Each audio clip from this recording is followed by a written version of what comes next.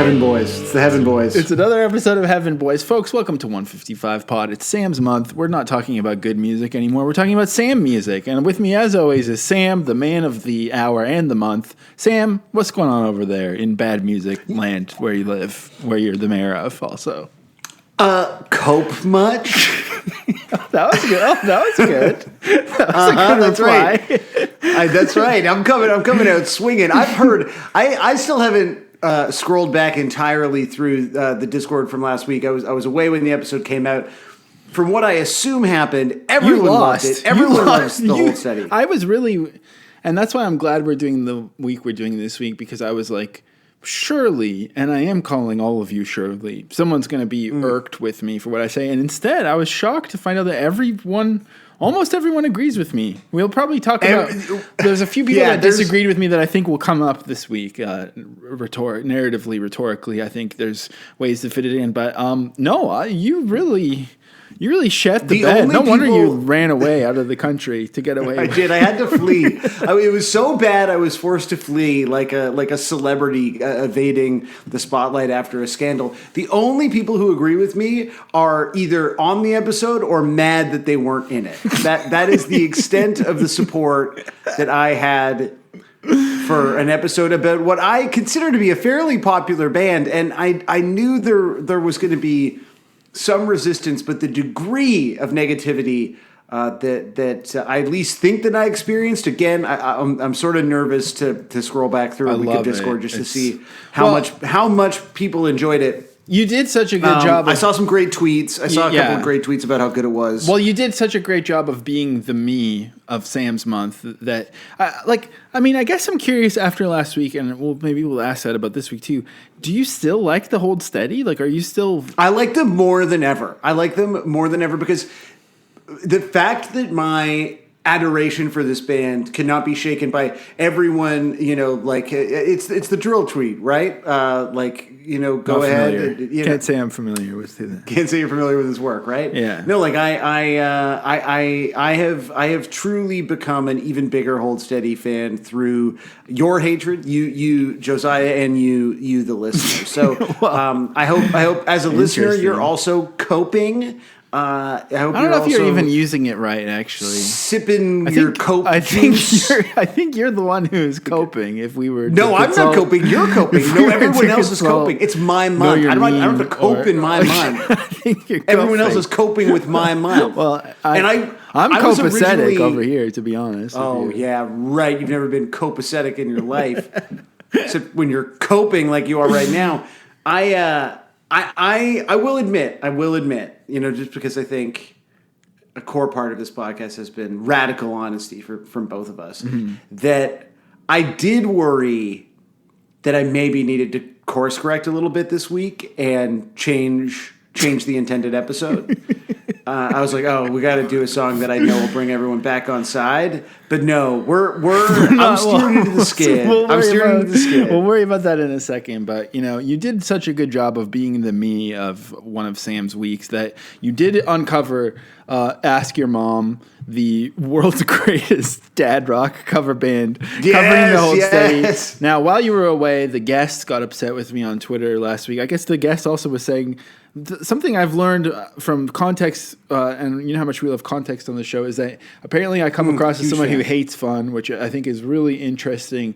I'm not even that's not even offensive to me. I just think it's something that I'm going to be thinking about for a while, because I feel like my main problem in life is that I only want to be having fun, whether it's buying or consuming treats at all times or giggling like a child endlessly. Yeah. So that's a really interesting new angle to this sort of exploration of the self that is this years-long, hundreds upon hundreds episode project.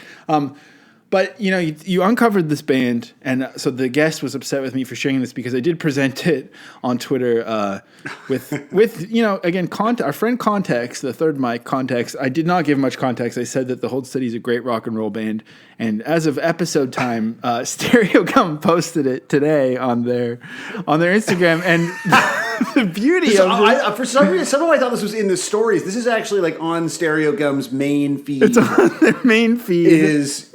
And the tweet that you made, you can't really argue with the Hold Steady as a live rock and roll band. So this is from, I know people who are listening here are probably scrambling to see where they changed the UI on your podcast app so you could go put on something else. But at the end of the show, we do still listen to covers of whatever song we talked about. Sam found Clear, this. but tonight it's like she's stuck between stations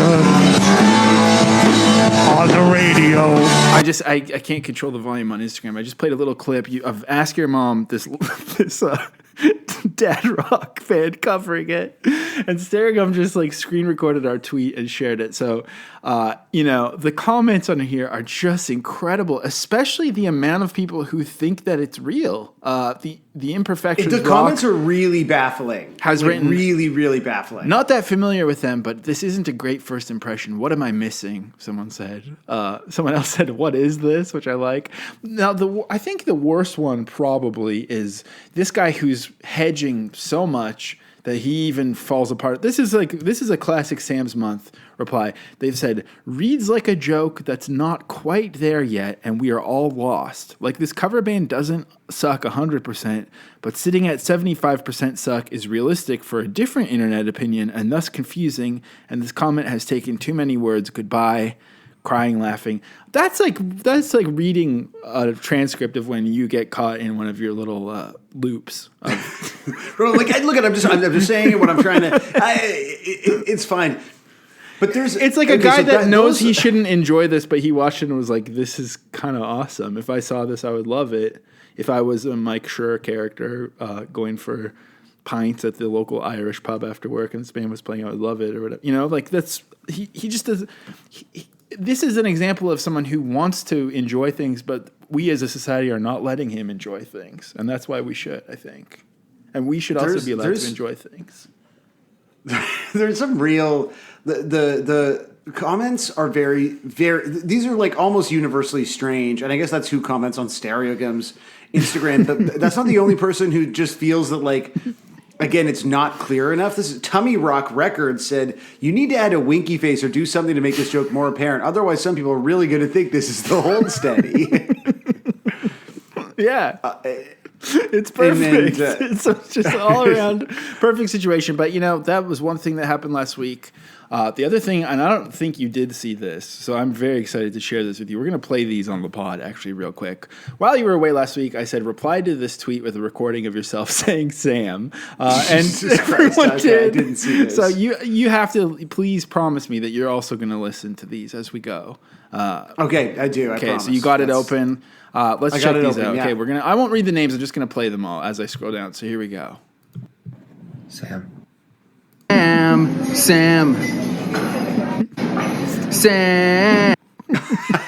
Oh, that's magic. Sam. Doing it string style. Sam.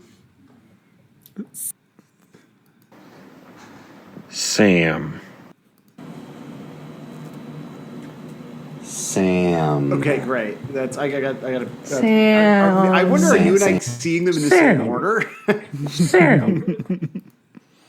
Sam.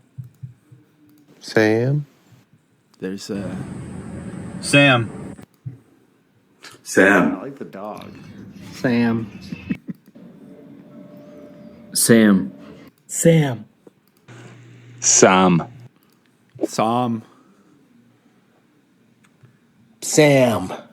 Sammy, baby. Sam.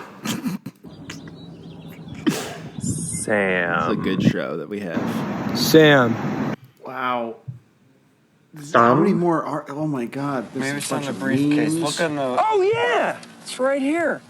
Sam. How many of these are there? Sam. There's a lot. Sam.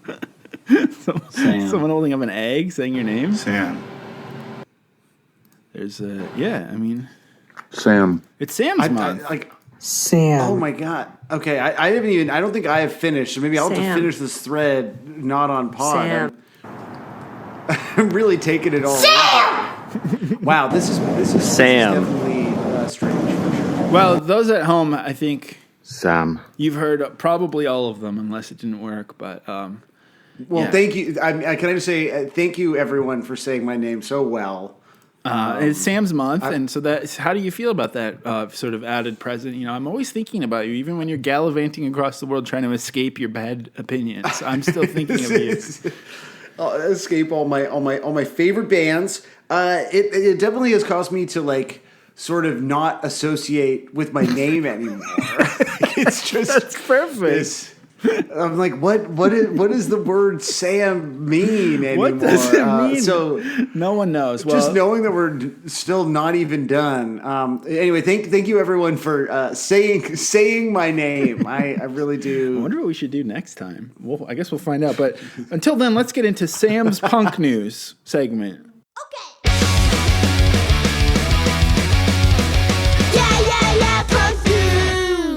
So, Sam, it's your punk news segment for Sam's month. I guess before, I've done all the work. It is my for punk news because it's about the Canadian music industry. Yeah, actually, first of all, real quick, I know this is a big episode. Real quick, how's your other pods doing? Gary's Bites or whatever it's called, or what are you listening to? Gary's Bites? Is that what it's called? Oh, Law Bites. Law Bites. Yeah. Law Bites Gary's was good. Bites. I think I might have posted this in the Discord, but this week was a big one because his guest's name really looked a lot like Finn McKenty to me. And I was really excited to share that. They were talking about TikTok being banned on government phones.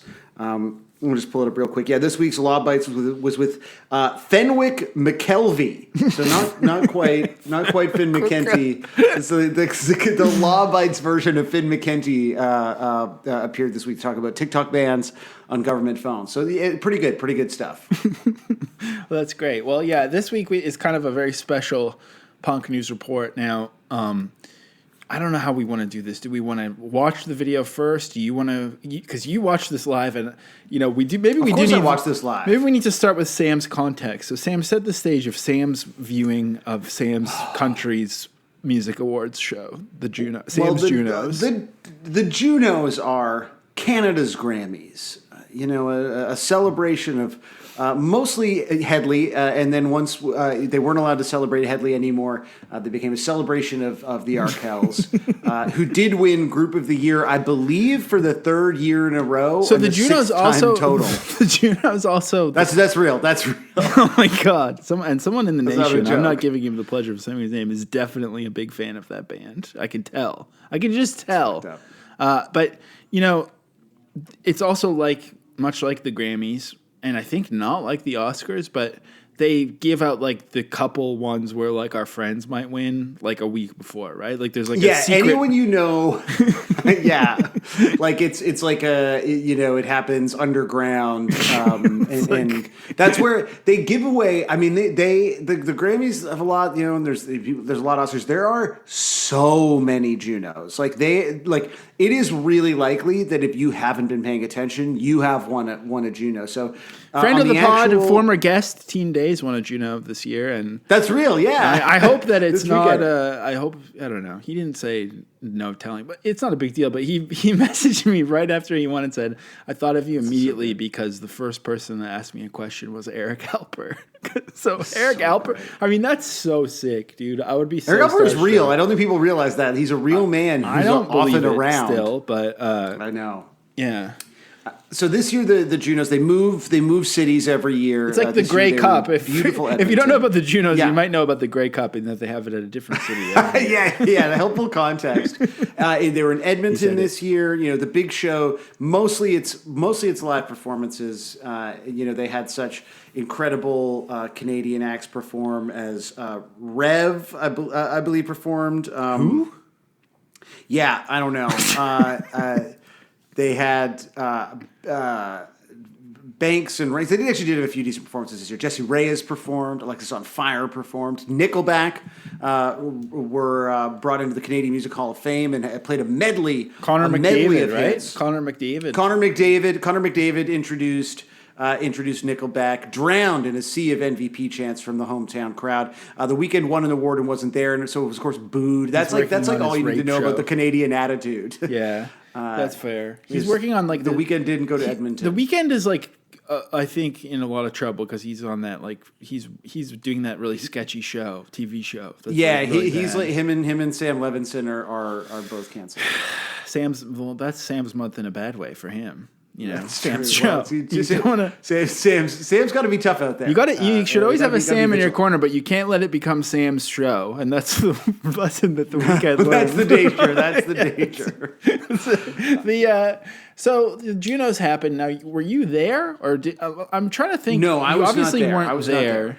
Now, no, I did. In a previous life. In this life, host, within the era of the pod. You have hosted the Junos. The worst pod we ever did was I was at a hotel for the Junos, and it was the 6-8 episode. It was the TV repair episode, and I hadn't eaten dinner. And that's the worst pod we have ever did. That's the most upset I've been. That's the most genuinely upset I've been doing the pod. Yeah, absolutely. There's no question. I'm so hungry. But do you feel like you think it was funny? Now that you're just watching, you're using your little digital dog ears to watch it, or what's going on? Oh, come on, that's streaming free on Gem, dog. Okay, so you pay for Gem, or you got? Come on, Gem is the streaming platform that is provided for us by the good folks at the but I thought CBC. there's commercials unless you pay for it.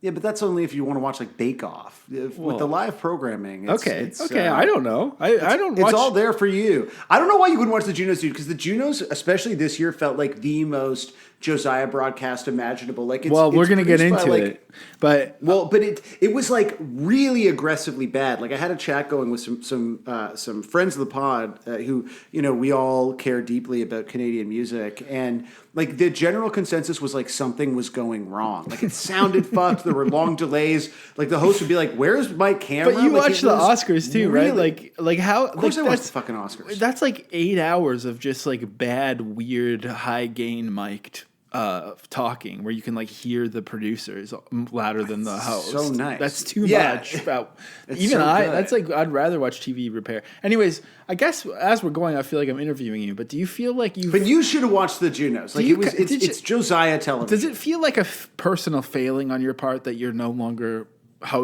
interviewing the bare naked ladies on the red carpet and now watching from a hacked Gem stream, or do you feel like that's a glow up that you don't need it anymore?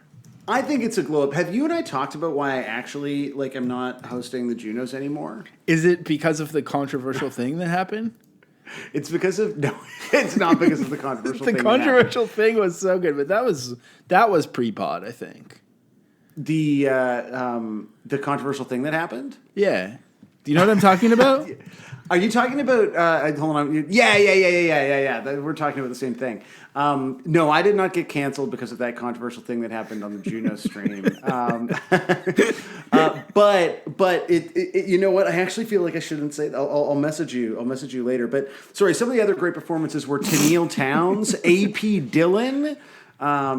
I mean, just a. So you feel like it's a glow. So you feel like you've glowed up out of the Junos, and not that your life is. I feel like I've glowed sideways. I do a lot of very real love. It's a lateral glow. I'm just simply always glowing. I do. You glow on, much like turnstile. I truly do. They did a great they did this kind of Grammys style thing, tribute to 50 years of. But did you make it a thing? I also feel like every time you do this and you get your little fam together in the chat, was it did you have Super Bowl snacks going on or?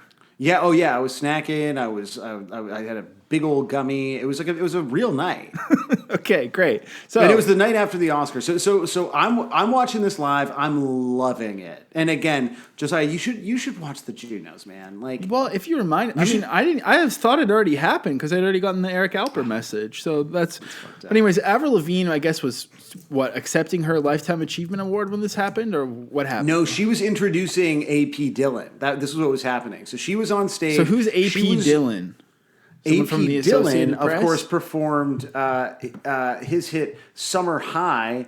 Maybe this is a thing that I was not familiar with this person, but they are they do kind of like Punjabi music that is sort of a lot of crossover, I guess, with contemporary pop. It appears that his music is used in the promotion of the third season of The Boys. That's about all I know. So that's The who she Boys was- is definitely one of she was those introduced. struggle CanCon things that's referenced a lot now, I think. What are you talking about? The Boys is not a kid. They shoot it. I know, here that's what I'm in saying. beautiful It's Toronto. CanCon adjacent. Like, it's like the one, it's poor Tanner Z's one credit and whatnot. So, anyway, she was introducing AP Dillon. No way. You have it in writing? Oh my Yeah. God. Yeah, You can't- shouldn't- not the sort of can't thing you say should that put in on the writing, pod. right? Can't really say that on the pod. I We know, have it you're in right. writing. So anyways, Avril was doing this thing, and then a naked person with Mm-hmm. written words across their torso came on stage.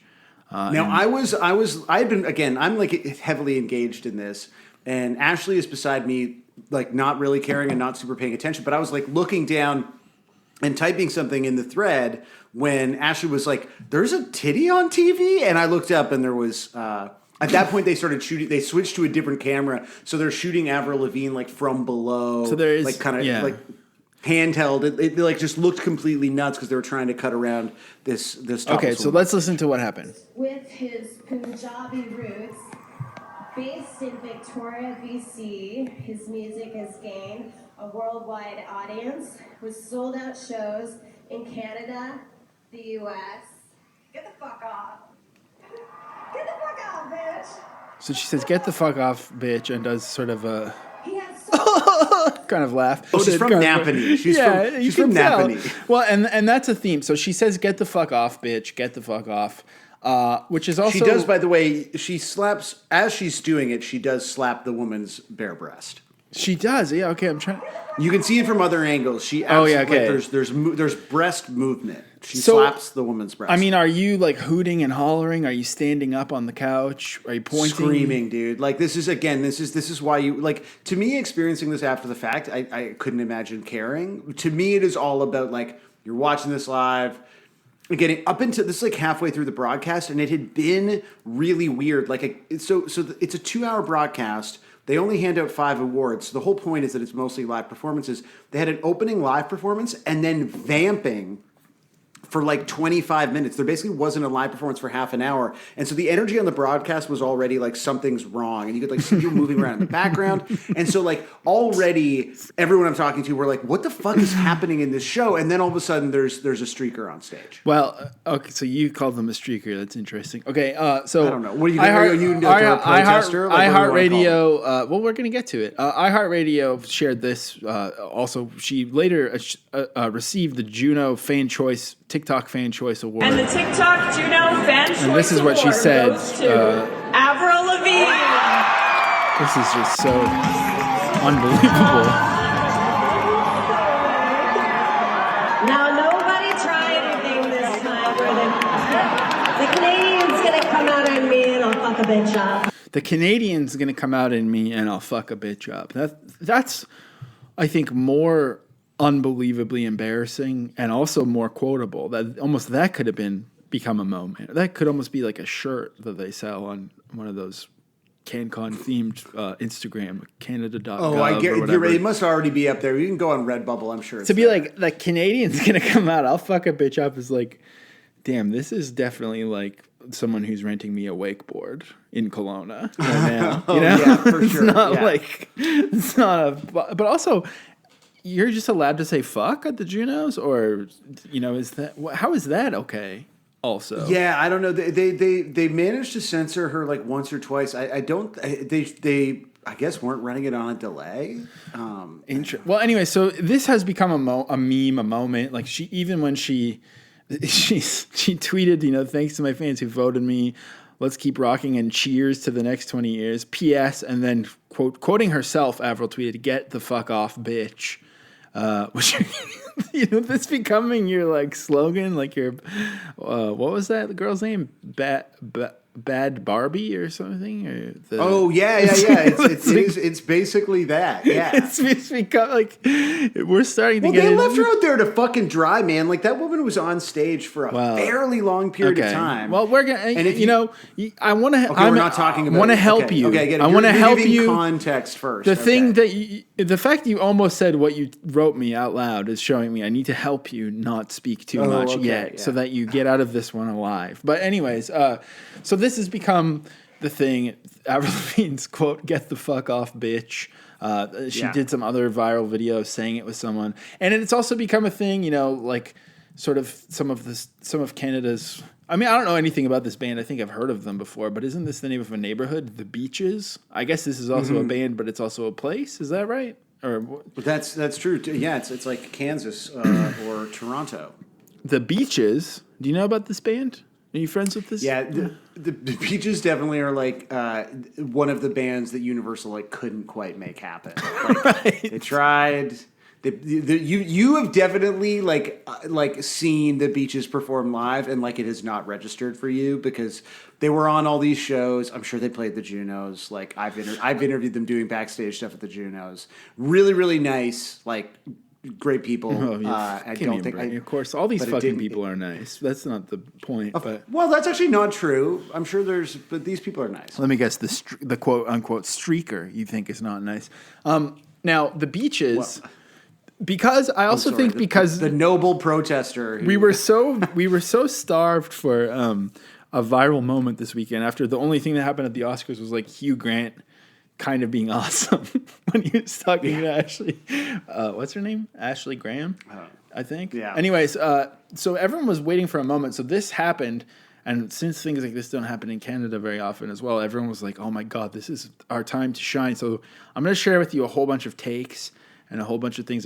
I think we're going to have to. This is going to be a special punk news judge and jury time where we decide if we're pro or anti Avril by the end. So the Beaches have took this opportunity of virality to say, and I quote, Avril flicking the streaker's tit live at the Junos is sending me. Wow, invite me next time. I didn't know the show was going to pop off.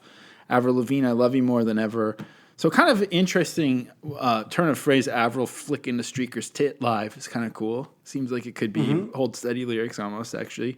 And then sending me, invite me next time is sort of adding in this sort of sub-narrative. The subtext is really, why aren't we at the Junos? I would like to be back at the Junos. I'd like to be at the Junos. I'm in the band The Beaches. So that's an interesting one. Now, it did also stir up quite a bit of controversy. As I assume you're not going to have much time for this because you have already shown your hand, but we're not going to name names. But someone has said here, for those who don't know, the Green Belt is a large swath of protected forest, farmland, and wetlands in Ontario, which is currently in danger of being destroyed for private development by the far-right government of this province. So you think that? Sorry, I want to make this clear. I feel like you missed the context here. So again, this woman got up on stage with like a grab bag of slogans that included "Save the Greenbelt," "Land Back," I believe is written on her arm. She kind of like all the right stuff is basically written on her. And this is far from the only person to say. So you're just policing how a woman can talk. Yeah. Absolutely. So, anyways, I'm asking what this woman's top 5 favorite land back or Greenbelt songs are. Yeah. Well, anyways, but the Greenbelt is like if you are not in Ontario, the Greenbelt situation is like that's real. This is like a massive and appalling controversy that is ongoing right now. The hedging begins. No. But it is like. This is like probably the number one fucked up thing that is happening in Ontario right now, which is like not the province that Edmonton is in. But 100% like that it is the only thing that not the only thing, but it is. Well, yeah, I think it's interesting. Of paramount importance that this is where it gets interesting, right? Because it's now attention is being drawn to this issue. However, the person pointing this out also says the sentence, which is my favorite. This is Avril aligning herself with capital. Which, thinking that Avril Lavigne was anti-capitalist ever is very good. I definitely saw a tweet that was like Avril's lost all of her punk credibility. Yeah, somebody I said, don't know that Avril had time to read everything written on that naked woman's. Well, like, she's on television, a woman's on stage with no shirt on. You think Avril ever didn't? Avril is capital. That's the whole point. Like, what are you talking about? Well, it's true. What are you talking about? That's crazy. Someone said Avril showed her colors long ago. TBH. This is just her keeping it real, keeping it up. I fear. Someone says she's always been fake punk. Now, this did inspire, for example. Let me see what you said. Well, I don't know. Yeah. No, that one's coming as well. It's coming. Okay. Yeah. Okay. Good. Then Joni from Paper Mag, who's in the U.S., wrote an article saying it really pissed me off that people wrote this off as just some streaker incident, and so there's a long Paper Mag article exploring sort of the meaning of the protests and what's trying to be said. Even the Narwhal, the Canadian environmentalist magazine, used it as an opportunity to get to go viral. Everyone was having a piece of the delicious meal that was put on display there. A topless person interrupted Avril Lavigne at the Junos to protest development in Ontario's Greenbelt. What's happening with the Greenbelt, you ask? We've got you covered. We assume Avril thought, why did you have to go and make things so complicated? Don't add that tag. I think you were fine until you added the tag. Get in on the trend, sure, and then we can read the Narwhal and figure out what's going on, but you don't need to do that now.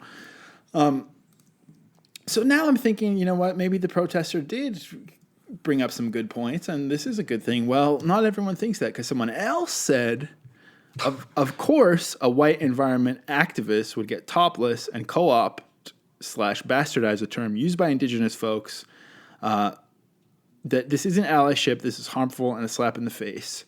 So because this person is arguing, I think, land back, and maybe some of the other terminology is an appropriation of Indigenous terms. Well, land back, specifically, has to do with the fact that we've got a lot of land that's not ours here. Yeah, exactly. That we're living on and claiming to own. So, And then you've sent me someone. I think we can keep people's usernames out of this, but someone else has said Avril Lavigne is anti-Indigenous with this. But the thing is, what's so infuriating is these are the tweets. Like, it's so funny because the only people that I'm seeing, like, and I saw a lot of this today of people being like, "Damn, I thought Avril was punk. This is anti-Indigenous." And if you like open up a single one of these tweets, like, the responses from like a lot of Indigenous people are like, did this person, like, were they talking to Indigenous organizations? Like, the idea of taking a really vital conversation, like, let's put aside the Greenbelt for a second, and if we're just focusing on the idea of, like, making yourself a representative for the Indigenous people and the land back movement in Canada, and to just do that, like, on your own is, like, extremely fucked up. And then to have all these, again, fucking well-meaning white people be, I don't know, posting or retweeting stuff to this effect about how, like, bad this makes Avril Lavigne is, like, really deeply stupid. So maybe you side more with Ben Q, who is a previous Breitbart reporter, who says Avril Lavigne tells topless left-wing protester to get the fuck off her stage, which is he called based. So maybe that's where you align yourself more. Yes, I'm more based. Thanks. I mean, I'm just pointing out all the takes. We could have been. We don't have to necessarily say our side, but you've chosen to do that, and that's your right. That's your God. I want to know your side because I'm revealing my side. Are you gonna, I think it's probably like annoying and cringe that the lady did that, but it's also like, it's got us talking about it, talking about the Greenbelt thing. It's got people reading about it. It's done something. It's not. There's no like pure thing you can do, but I don't know. I also think it's like funny to do. But I think it's funny to do to the Junos, which is like I didn't even know was on. Like you're just doing it for Sam only. Like she literally just did it to remind you about the thing you already heard about on Law Bites or whatever. It's true. I know, but I think that's actually the right answer. Where you're like, yeah, look, if all of a sudden people are like, and especially outside of Ontario, because this became international news, are like talking about what's going on with the Greenbelt here, that's an unequivocal good. Like you can't fault that. What started to grind my gears in the wake of it was the like jockeying for takes around it. Like I don't think like again some very sincere like Avril is aligning herself with Capital and seeing that again be like retweeted by people that I like or whatever and I know I agree with on stuff. But you're like, what the fuck? Like this person, and again I think of, like I can say this person's name, like Tanya Tagak is in some of these comments and who's fucking awesome, just being like, how do we know Avril even could see any? Again, she's like reading off a teleprompter on a stage, and a woman is shirtless running around behind her, and she's being left out to dry by production because, like, it is only when she eventually stops and says, "Get the fuck off the stage," that a security guard sort of seemingly creeps out of the audience and, like, delicately attempts to remove the person. And so, like, I just think everyone wants to see it through, like, a hard prism of their own, and I just find the whole thing really fucking embarrassing, and maybe that's... Well, maybe embarrassing, you right? prefer the kind of the way, you know, you said it's nice to have people thinking of it outside of Ontario. Well, in Edmonton, it seems that a popular maybe blogger or some kind of podcaster or something, their take on it was, I still can't stop laughing that Avril Lavigne comes to the Junos, goes viral swearing at a nude protester, and it's all anyone is talking about on the same day her ex-husband got inducted into the Hall of Fame. So I guess this thought is that it's a deflection because people would have been so excited, you know, thinking that people would even be aware that there is a Canadian Rock Hall of Fame, let alone know that there is one and that Nickelback wasn't probably already in it or would be anyway. Like this is this idea that it's some great revenge on her ex, which finally, you know, I was already a little bit mad about Avril, so maybe I shouldn't be giving my take because I'm just finding her to be a little bit cruel to Mod Sun, to have dumped him when he left on tour, just dumped him via a publicist.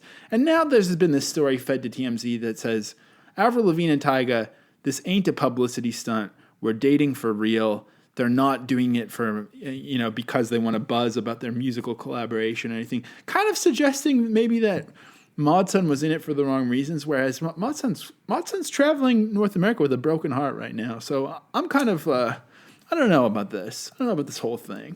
So that's kind of where I stand. You're Team Mod Sun and I'm Team Breitbart reporter is basically exactly, and that's Sam's punk news. Where we've landed.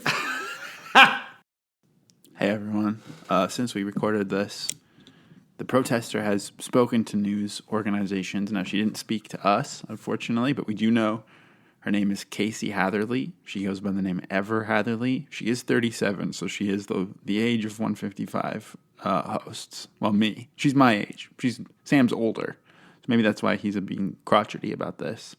Now, she's given multiple interviews to different Canadian news organizations. She spoke to CBC, and they did not release the soundbite of this, so we can't play it on here, but she did say to them, and I quote, "I low-key, in my heart of hearts, hoped that Avril Lavigne would be punk rock, girl power, give me the mic or something." So that is a great quote from her, but we don't have the audio of that. But we do have audio of her speaking to Global. So let's listen to what she had to say to Global News about why she did what she did. We picked the Junos because it's international, and we just wanted a headline. Avril was my original plan was to crash a set of hers, but we found out last minute that she actually wasn't doing a set. So when she came up on stage to present an award, we just kind of went for it immediately to take that opportunity because for the headlines, we knew that would get a great headline. That's also part of why I do my environmental activism topless, because it's good for headlines. If people are talking about the wrong thing right now, like a lot of people want to know if Avril flicked my titty, it's okay that people are talking about the wrong thing right now because it happened 2 days ago and people are still asking questions right now. And here we are, and we can have an actual conversation about. So Sam is one of the people she mentioned was asking the wrong questions. And she also does seem to think the Junos are an international event, so that's incorrect. So I think the jury is still out from 155, but thanks for listening to Punk News. Okay. Yeah, Punk News! Sam, why don't you introduce the episode? And I just want to say right off the bat, I'm so thankful that I don't remember the song at all right now. What a blessing. Yeah, that was a big Punk News. Maybe we should should we pause? I mean, I'd prefer if we didn't. But listen to the song again and then come back sort of with it real fresh. It is Sam's month, but you do realize this song is 5 minutes long for some reason. So it's going to take, I mean, It's your time. If you want me to do that, I will. But you have to realize what you're getting us both into. This week, we're talking about Josiah's favorite song. The only way we could have possibly followed up the Hold Steady. That's right. We're talking about the other definitive, quote unquote, dudes rock. It is. It is. Oh, have you ever said that before? Have you ever said dudes rock before? I actually don't think. Oh, who am I kidding? I've probably said dudes rock. Yeah, like not in the last 10 years of my life. You've never said it.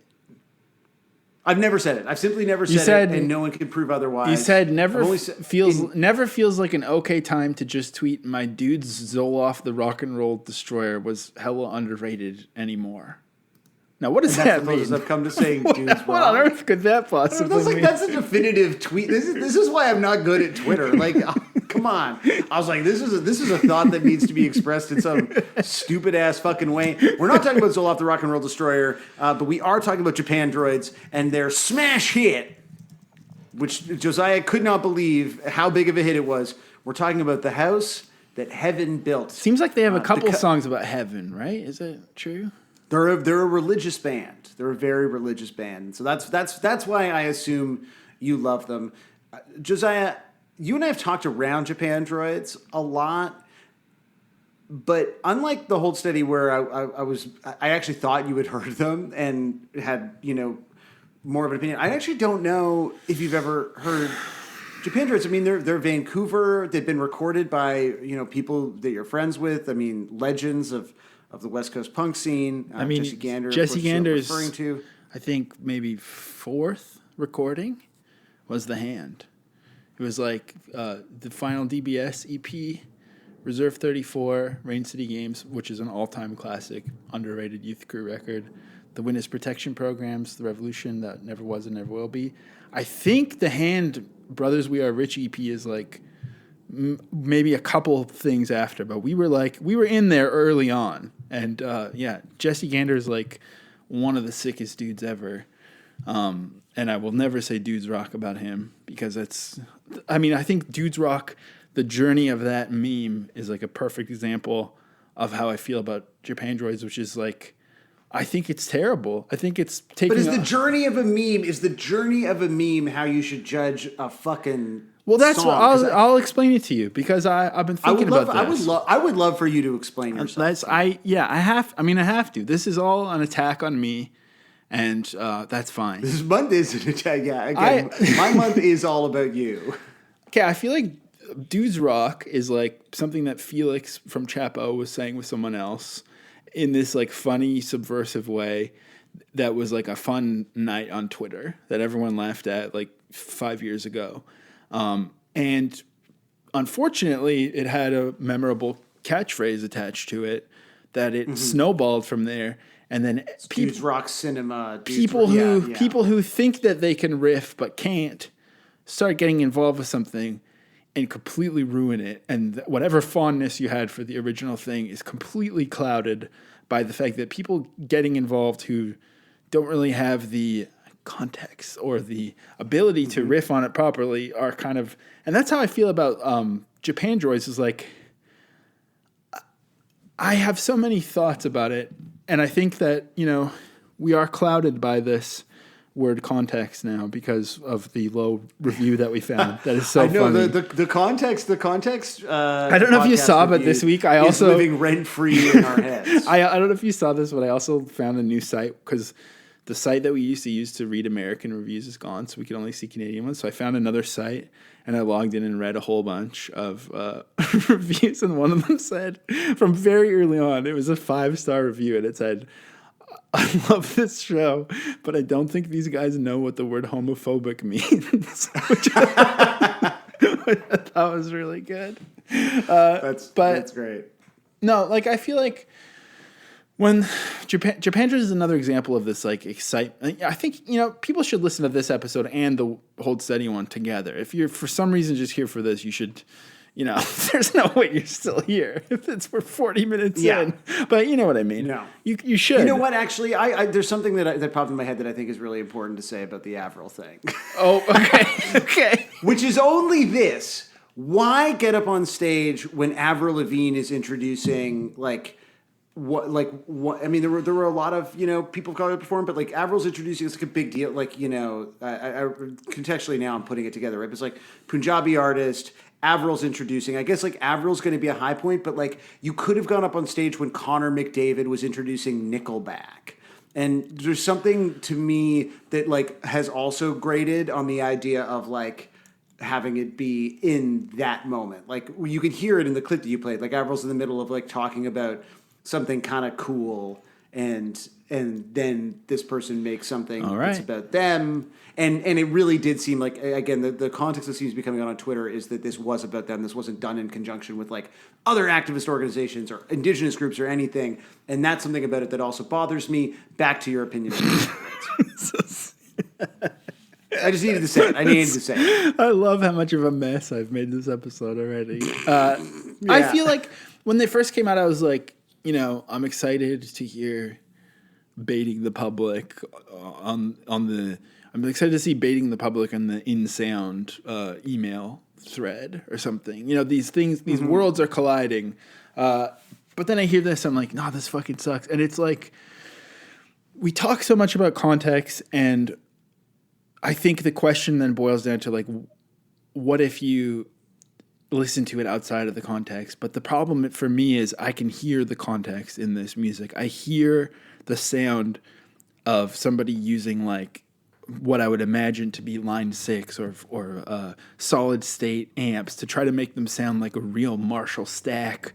It's just like a calculated fake version of something.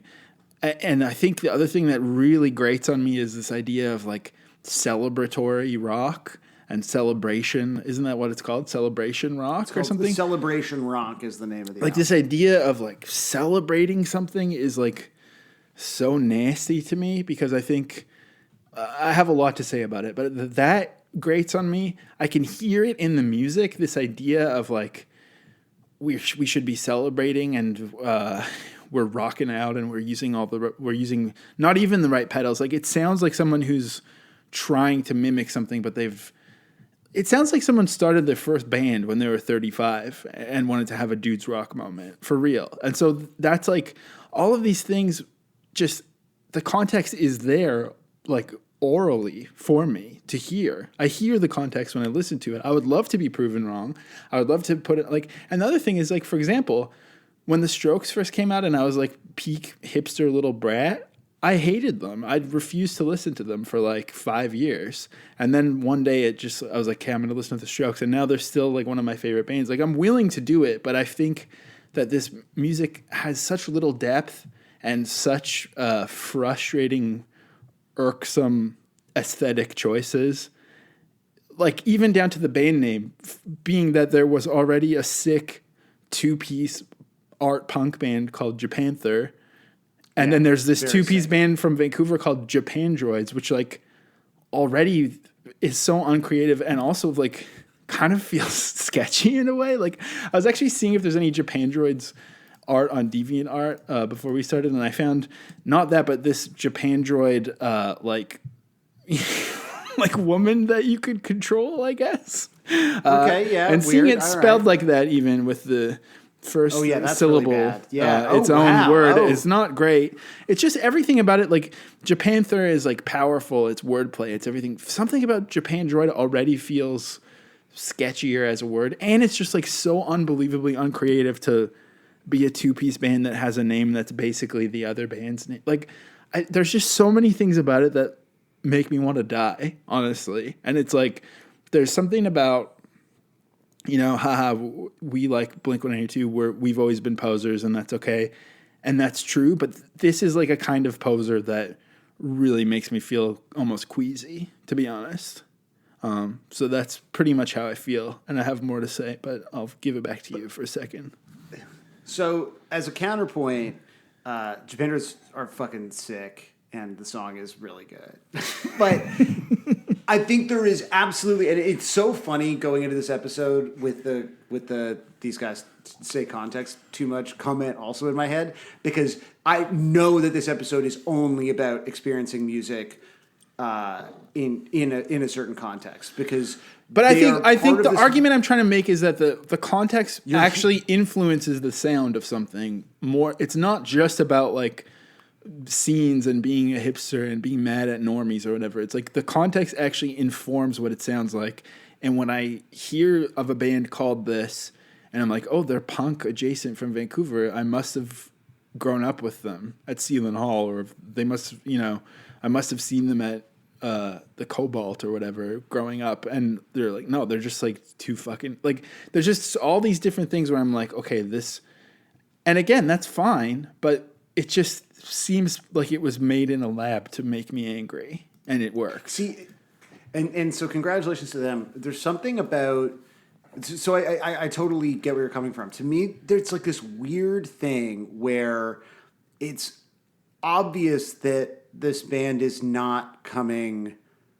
I look at I can't actually don't know if I've interviewed these guys, but I haven't like delved too greatly. This is not like the Hold Steady where I'm like a real like hardcore fan. Well, even you seem to when you've always kind of known. I feel like because we'll talk about tweets in a bit. It seems like you've always known. We got to talk like, tweets. Yeah, we'll talk tweets in a bit because I have a whole bunch. But to me, where like I will defend the where the Hold Steady are coming from, and I will defend how the approach that they've taken to what they do, and whether or not that does something for you, that's like totally personal. But I don't think you can assail like, quote unquote, like punk credibility in that band, and therefore if they're doing like goofy rock shit, it is coming from a punk perspective no matter what, because that's like literally where those people come from, right? It's like that is their entire musical experience up until the moment where they decide to do this like bar rock thing.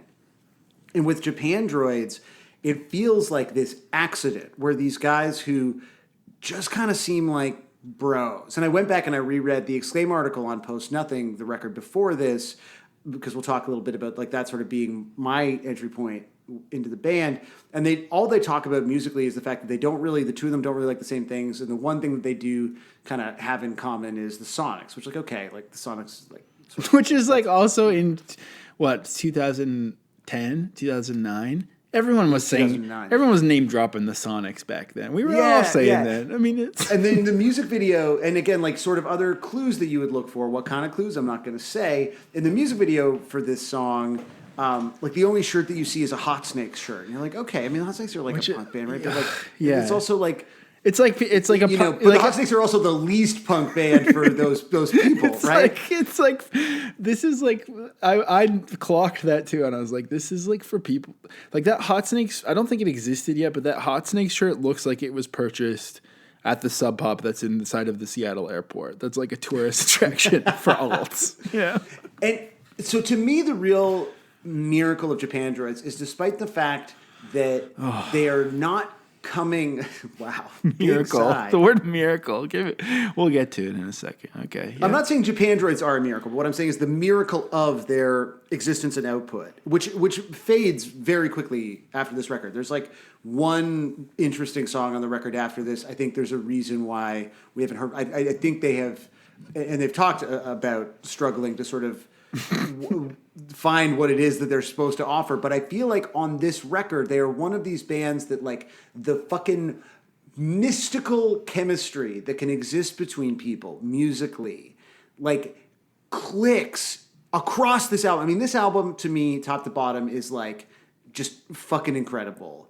And it feels like they have accidentally put together a collection of songs that reference bands that I suspect they have never heard of. Like when I first listened to Japandroids and I was expecting this like pitchfork punk thing that like I already felt like I didn't like. Like I Waves is probably around this time. Again, I think we're referencing a lot of the same bands across these episodes where I was like, this is bullshit. This is like for people who don't actually like the bands that this band kind of sounds like. This is kitschy nonsense.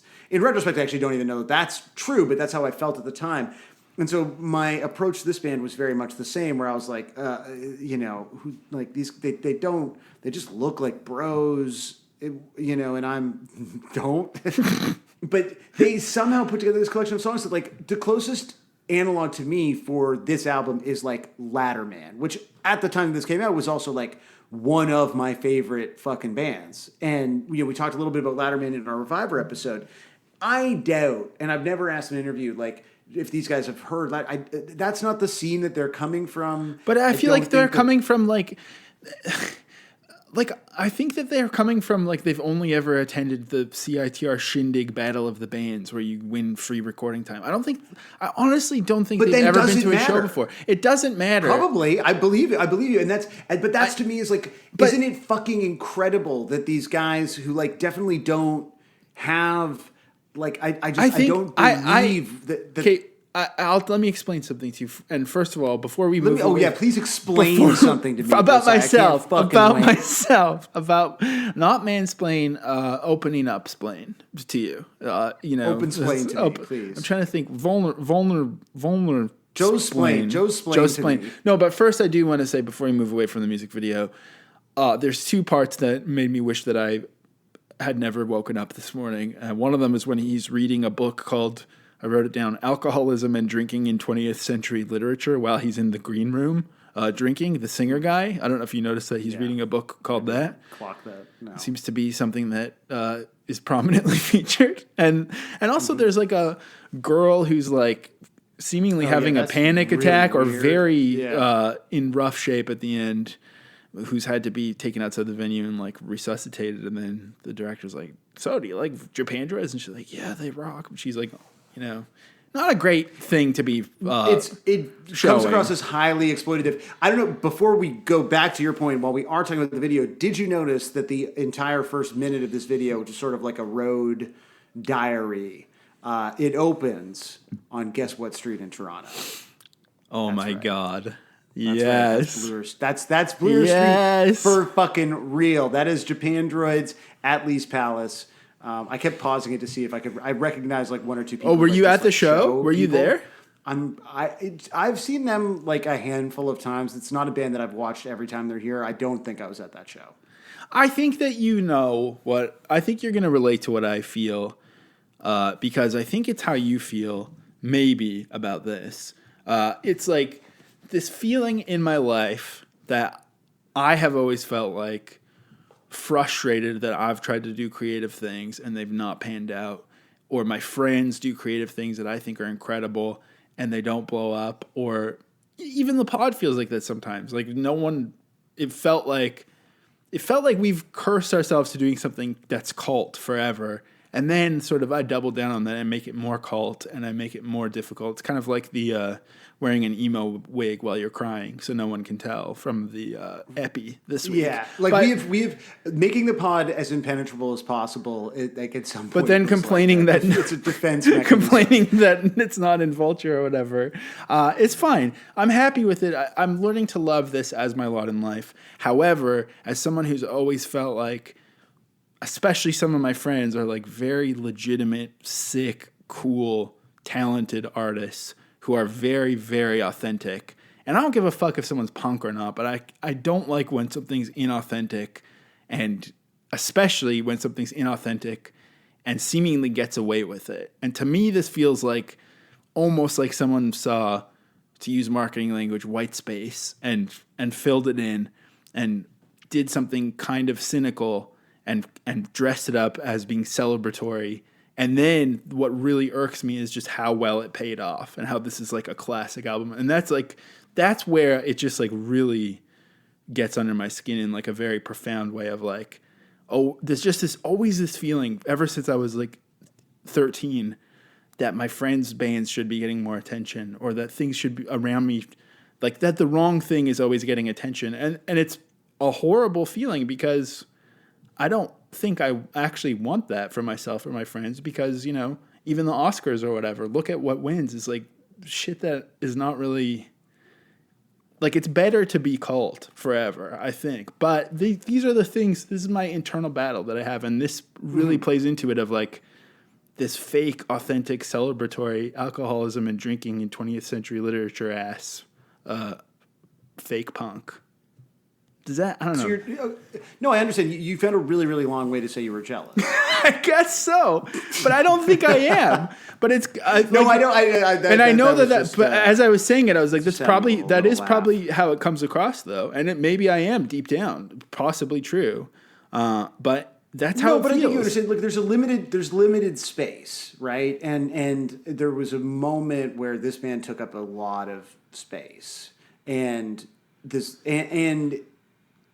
then the hyperbole about it just like twists the knife even more. You know, it's like even just this song is like such a shitty version of Everybody's Down by No Age to me.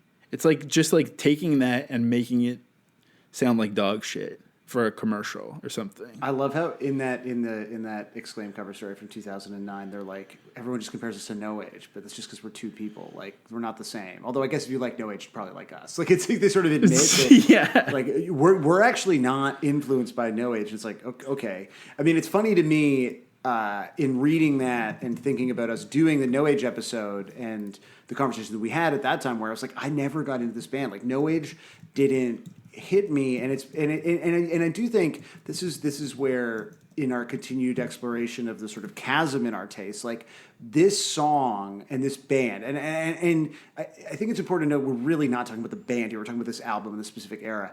Hits me personally, and all of the people that you see in this music video or that you see at their shows, like in such a like physical and like primal way that everything you're describing, which I think is completely valid, like goes away. And you mentioned it, we'll get to it, like you'll even see in like, I really love this band. I love this band, love the song, like from the minute it came out, but I've like always hedged because I've always understood there was like something amiss, and it's also one of those things where you look around, like, you know, with the Hold Steady, sure, spiritual baldness, what have you, but in general, like if I'm at a Hold Steady show, I look around, I'm like, there's people that I feel like are like me, and it's telling, and we'll get to this week's guest, like this was not a situation where it was easy for me to find like a guest that I like knew liked this band the way that I did. To be clear, in the sense that you're booking Sam's Month guests as people from your life for the most part. I mean, I'm sure. Yes, probably, exactly. Yeah. Just to make it clear for all the people, because I know last week too there was a lot of whiners who couldn't get on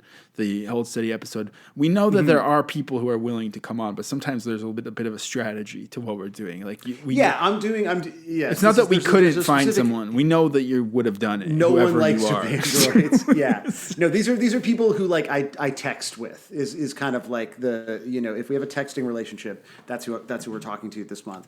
And so all of what you're saying, I understand, and I think it's all valid. What I feel like is that I think this is coming. I don't think this is coming from a cynical place. I think having this video ultimately be, for example, like on Pitchfork's channel and not on their own. You know what I mean? Like this worked, like and post nothing, which is like a little more punk and a little rougher and doesn't quite have like the sort of anthemic immediacy that like defines every song on Celebration Rock.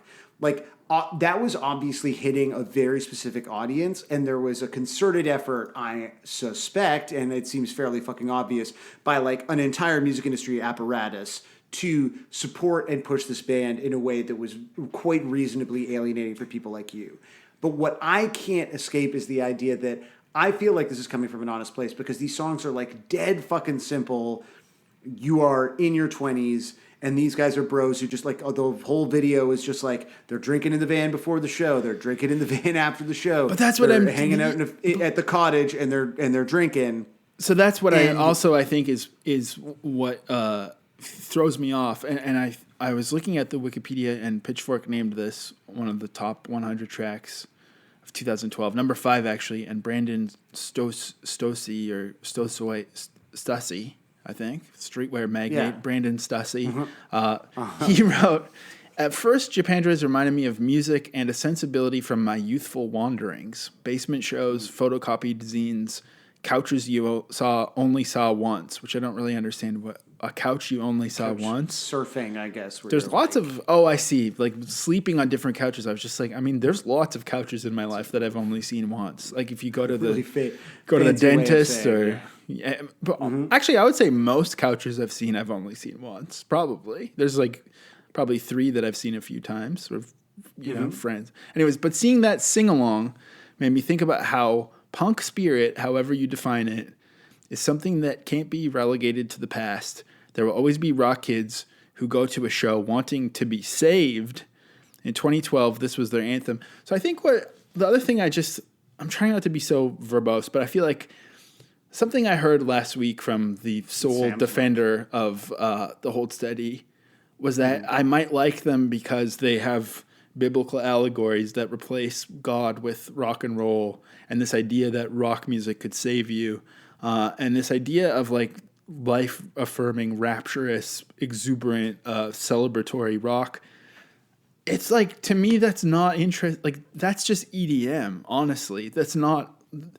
To me, there's what I've gleaned from rock music is like maybe an understanding that the world's fucked up and we're in it to, maybe we're in it together, or maybe there's a community element. There's things about it but what this feels like is just EDM. It's just people getting drunk and then a girl being carried out of the venue and being filmed, and hopefully they got her permission. But like people like EDM and like if this is EDM for a different type of person who responds to a different type and of that's music, fine, like, but then it's presented as like as punk or something, or like subcultural. I don't know. That just, I think presenting it as punk is a ick. mistake. I think it's accidentally punk. I think it's EDM. We're talking about it on I think it is Accidentally EDM Punk podcast. Okay, cool. It's like they're like chain smokers. I think if they had been presented more like chain smokers, if they had been, maybe I would love them. Honestly, I just feel like down. I also just feel like eventually this idea that rock music will save you is so shallow and like make believe and like LARPing, and I feel like it starts to feel like, I wrote this down as well, that the music that's like life affirming, it starts to just feel like you all have the zoomies and that you're trying to get them out. That's how it feels. But isn't that like, again, don't you want to feel like you have the zoomies? Like everything you're saying, I'm like, I recognize that feeling. Like that's how I feel. Like even listening to this before we recorded, knowing that this was going to be the nature of the conversation, and also I'm willing to bet this is one of those songs that like when Pitchfork redoes their list, like it just drops off somehow. Because it is so fucking uncool to like this now. Like this era, I mean, No Age fine, but like this era, I feel like is not. I think No Age is really uncool as well. Yeah, I mean, Pitchfork. Who knows what Pitchfork even is now? It's like no, but I think it's funny to have it be like it's number 6 now, and when they go back and do like the best of the 2010s, like this somehow they forget that Japandroids exists, or it's like at the bottom being like, this reminds us of drinking swill before we were all sober. Yeah. But again, I just think there is, and this is genuinely how I feel, and it reminds me of like arguments that I've had about, say, like Almost Famous, a movie that I still like. Like, what is your take on Almost Famous? I don't really remember it. I haven't watched it in like 10 years. I don't really remember it.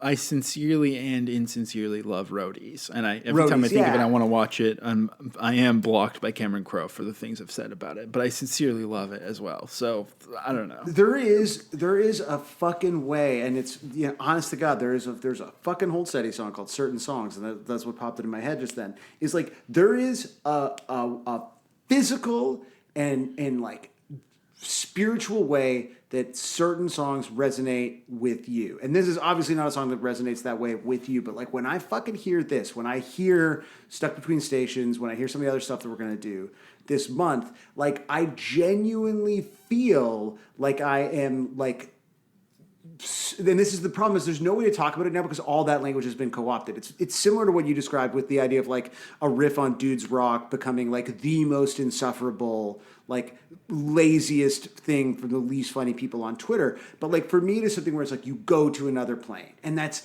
there's no way to describe that because all the language around it is garbage, and it's been used by the worst fucking people in the world to put together sentences like what you just read about couches you'll never see once. But the amazing thing about this band is these guys who like weren't coming from a place where of authentic punk influence or having a grounding in the things that sort of typically matter to people like you and I, and that we typically respond to, that despite all of that, they put together this collection of songs that elicit that same emotional response, just gut fucking level, no brain emotional response. Like this makes me feel still like I felt when I was like 20, in my 20s, and I didn't have a job, and I hung out with my friends every single fucking night. And I would like look at a calendar and think like, I don't remember the last night I didn't drink. That's probably not a great way to live my life. But everything about this just like has that same sensation of like the fucking perfect night that will never end. Yeah. And that is a way that personally, like I like to feel like that is, and somewhat tragically as someone who's like pushing fucking 40, how like I still want to feel. And, and to me, that was like a big struggle. Like, for example, like, cause I get that now by like, well, I don't drink every night, but like when I do get to go out and I go to a show, or when I go to like, when my friend Shane DJs and I go out and I like end He's up my friend too. Your friend Shane, friend of the pod. I mean, you did a great Fugazi episode with us. Yeah. It's like the feeling that I get where it's like, it's fucking 5 a.m. and like Ashley's asleep and I'm still like awake in bed, just like texting my friends about what a good night we had because I'm like electrified. That is a feeling that I am chasing constantly, and that bands like this give that to me. And I wish it was something cooler, and I wish that there was an intellectual defense for it. But to me, it's like, why does fucking pizza taste good to you? I don't know. It's fucking good. It's good as hell. All right. Yeah, it's Dudes Rock. I agree. Should we look at our tweets? Do you want to look at our tweets? Can I show you some tweets that aren't from us first, real quick? Just because I have too many tabs open and I keep almost closing them. I was just searching to see who was talking about this band. I found an incredible tweet by the quote Emmy losing TV writer Brian Behar. I don't know who this guy is, but he follows 100,000 people and has 200,000 followers. So that's an okay ratio. You know, that's not bad. I just love this tweet from 2019 that says, I need a break from Cheeto Hitler. And so he did a list, best bands since Y2K. And the bands are Arctic Monkeys, Killers, Strokes, White Stripes, Car Seat Headrest, Arcade Fire, Libertines, Vampire Weekend, Shins, Japandroids, Frank Ferdinand, Death Cab, Black Keys, Avett Bro, Cloud Nothings, Fratellis, Featureheads, Vines, Hives, and K.O. Leon. So this was Brian Behar's break from Cheeto Hitler was to tweet all of this stuff. He was the producer, co-executive producer and showrunner for Fuller House, which I must imagine means he worked on Full Oh my House. God. He was the producer of Andy Richter Controls the Universe. I mean, that's an underrated show. Well, speaking of TV, you know, the other thing, I think I showed you this earlier, was when I was searching to see maybe who's like... Actually, I found this from searching my own tweets, so maybe I'm giving it away too early. But this, of course, is a big screen grab from IMDb of the Tosh.0 episode called Boy in Blackface. He's wearing a Japandroids t-shirt, Tosh.0. That's it. Me and Daniel Tosh, fucking brothers. But the other thing to add to arm in arm, the vitamin water narrative that I started last week, finally revealing something from age-old chats that I think that it's it's people with lanyards push moshing in a vitamin water tent at a music festival. I did search for verified Twitter. Well, they are vilified as well, basically, but verified Twitter users talking about the mosh pit at Japandroids shows. And there's some great ones. You know, there's truly nothing more special than a Japandroids mosh pit where everyone is my friend and we all yell at each other and high five. Someone wrote Keds mosh pit fatalities with a picture that doesn't load anymore. So I'm wondering if their Keds got destroyed. The Times columnist was live tweeting Japandroids in Victoria, said, "This mosh pit is rough as the groove gets heavier." And then just a couple pictures of Japandroids mosh pits so you can really get a taste. I really like this one from Amazing Radio that says "In the Pit" for Japandroids, and there's a dead center. There's just a 65-year-old man standing. Wow, people are really, it's really getting wild. Pitting hard. Put that on 856. Wow. So those are the tweets I found. I don't think have I said any that are even worth? I feel like I used to talk about them in my. Like, this is a band that you and I. Yeah, I mean, your first tweet about them in 2009, so you got on the train early. I don't think I liked Japandroids very much. A year later, I still don't understand the appeal of Japandroids at all. a couple of months That's after pretty that. Am I nice. the only person in the world who pukes a little bit when they hear a Japandroid song, so it's getting worse. And then a couple months later, thank you for creating and nurturing and saving Vancouver's music scene, Japandroids. And then, oh wow, Tosh.0 wearing a Japandroid shirt is a perfect image. Did you see the one in 2019? That one was directed straight at you. The one in 2019. That's funny. This popped off at you. 2019, I guess, as we were waiting Kawhi's decision to stay. Or I don't even know who that is, really. So that was just pure. Following the Raptors championship, Kawhi wants to leave Toronto because everyone wears a blazer over Japandroid's t-shirt there. But most recently, I just remembered I did do this one, and this paid off a little bit. I did some bait in February. Spin did a magazine. Did a listicle. The 22 greatest. Did do a thing. The 22 greatest two-person bands of all time, and I wrote Japandroids and Black Keys should be higher than whatever the fuck Suicide is. And then someone quote tweeted it in French.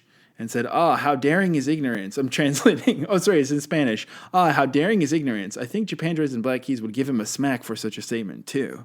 So people in Spain were pissed off that I said that about Suicide. But that's actually an interesting journey through my persona being born because of things like Japandroids. It started off being like, I'm not sure if I like this, guys. And now I do have to like it. So officially I do like Japandroids now on the timeline. So that's me. That is a real insight into your persona. Now, my first tweet about Japandroids does not come until this album comes out. So I did mention, and I don't know, it's probably not going to happen on the episode, but when I was filming YouTube videos for Exclaim, I went out for the shoot for the cover of the magazine when Post Nothing came out, and it was honestly really fucking fun. We went to Spadina, went down to Spadina and Dundas, and they set up on the sidewalk.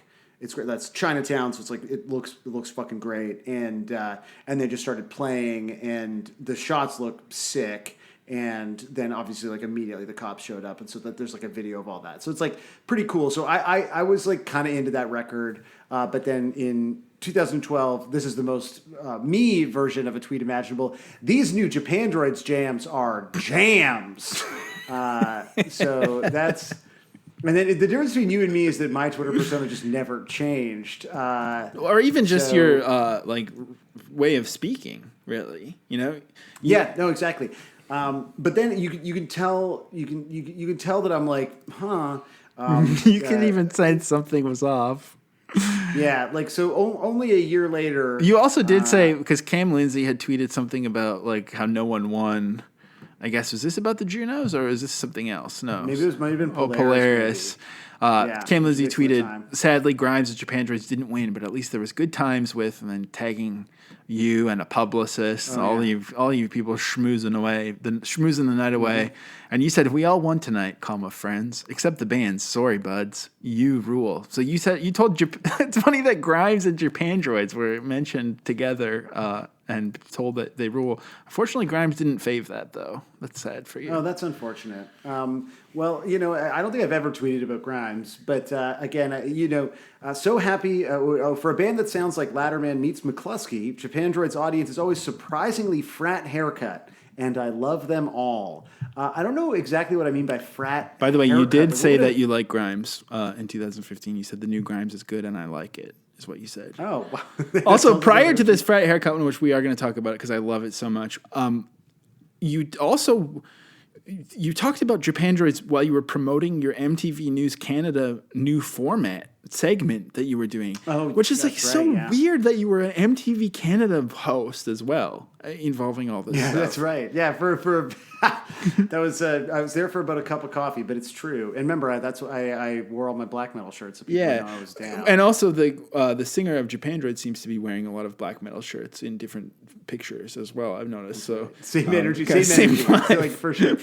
But I love this. I love how you said the audience is always surprisingly frat haircut. It's such a beautiful turn of phrase to call the audience frat haircut. And I'm wondering in 2013, I feel like what would a frat haircut look like? I feel like 2013 was the dominance of frat boys having Jim from The Office hair, probably, which does track because it wouldn't be ski jump, and I think it would be that, and it's obviously not Hitler Youth yet. So I think it's Jim hair.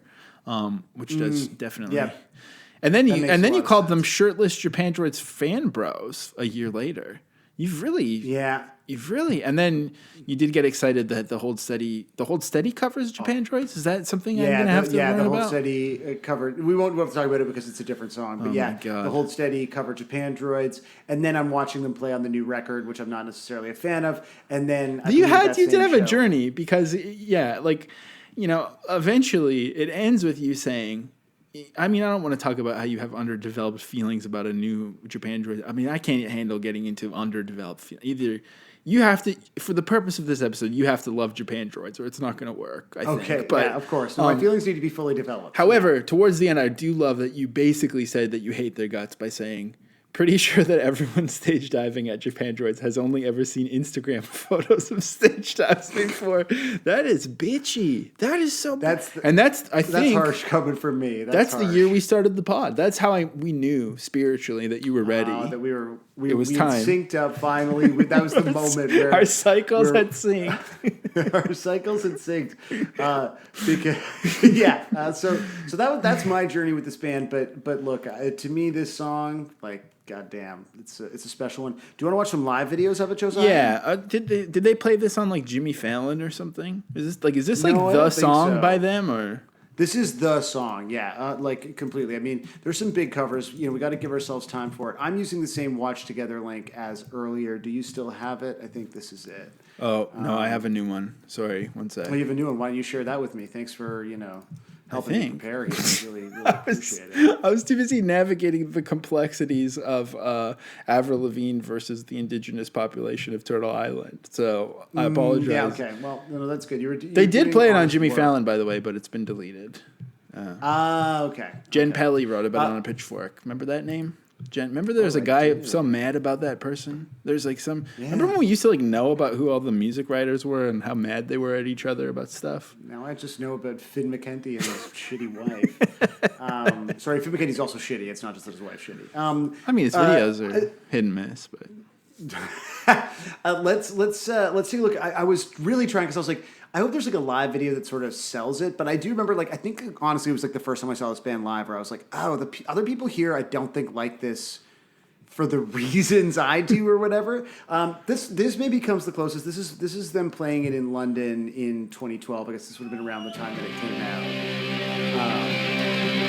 And to be honest, I do think his live tone is quite sick. I don't think you're right. Does he pre-wet his shirts or? No, he's just a wet boy. Like, this makes me want to be arm in arm. It does kind of seem like deadly mosh pit. It does kind of have like the overly earnest, like dashboard kind of delivery too. Yeah, totally. But that's it. I just think there's like, to me, there's a lot of calculation and noise around them, but I feel like there's no calculation in this song, and that it just feels like this raw thing to me, and that's why I love it so endlessly. Maybe if I had been like 13 and had been hit by a 2x4 and had never experienced recorded sound before. Okay, here's another one that I think was like pretty good. This was them doing it in 2017 at Brooklyn Steel, but it's just like, look at this pit. We're right in the pit, baby. Look at this pit. The idea of people calling this, like, you're right, people being like, I'm in the pit. Once again, I this is definitely also like this is a worship music drum beat on this song. This is definitely for this is like some church drums. And also, it seems like they have a bunch of songs about heaven, which, like, heaven to them is cracking open a record store day reissue of something. Yeah, absolutely. This is, like, definitely music for people who, like, line up for record store day. Honestly, I think that's true. I did want to give this one's more for you. This is them playing at the Horseshoe in 2016, and just like there's a really bad stage dive in. It just feels like I'm like, okay, this is 100%. When you hear Japandroids, you are kind of seeing a band playing at the Horseshoe. Toronto's most legendary music venue. So what is the song about? It's just about like having the zoomies. Who fucking cares? I don't know. It's just like about It's not even necessary to talk about it. I don't think I really know the lyrics. Have you ever been mad about an Oh? I think you secretly love them. Probably even the Blink ones. Yeah, Blink 182. You like those, I bet. Which one? There's a guy in it. There's a guy. It looks like in a Austin Matthews jersey. Which I don't really. This is from 2016. So was Austin Matthews like? I don't know even know who that is. Now he's like the star on the Maple Leafs, which is appropriate enough because the Canucks have actually used this as their entrance music. Given that you're a big NHL. I don't like the teams or the sport. I just enjoy playing the game. It's kind of a.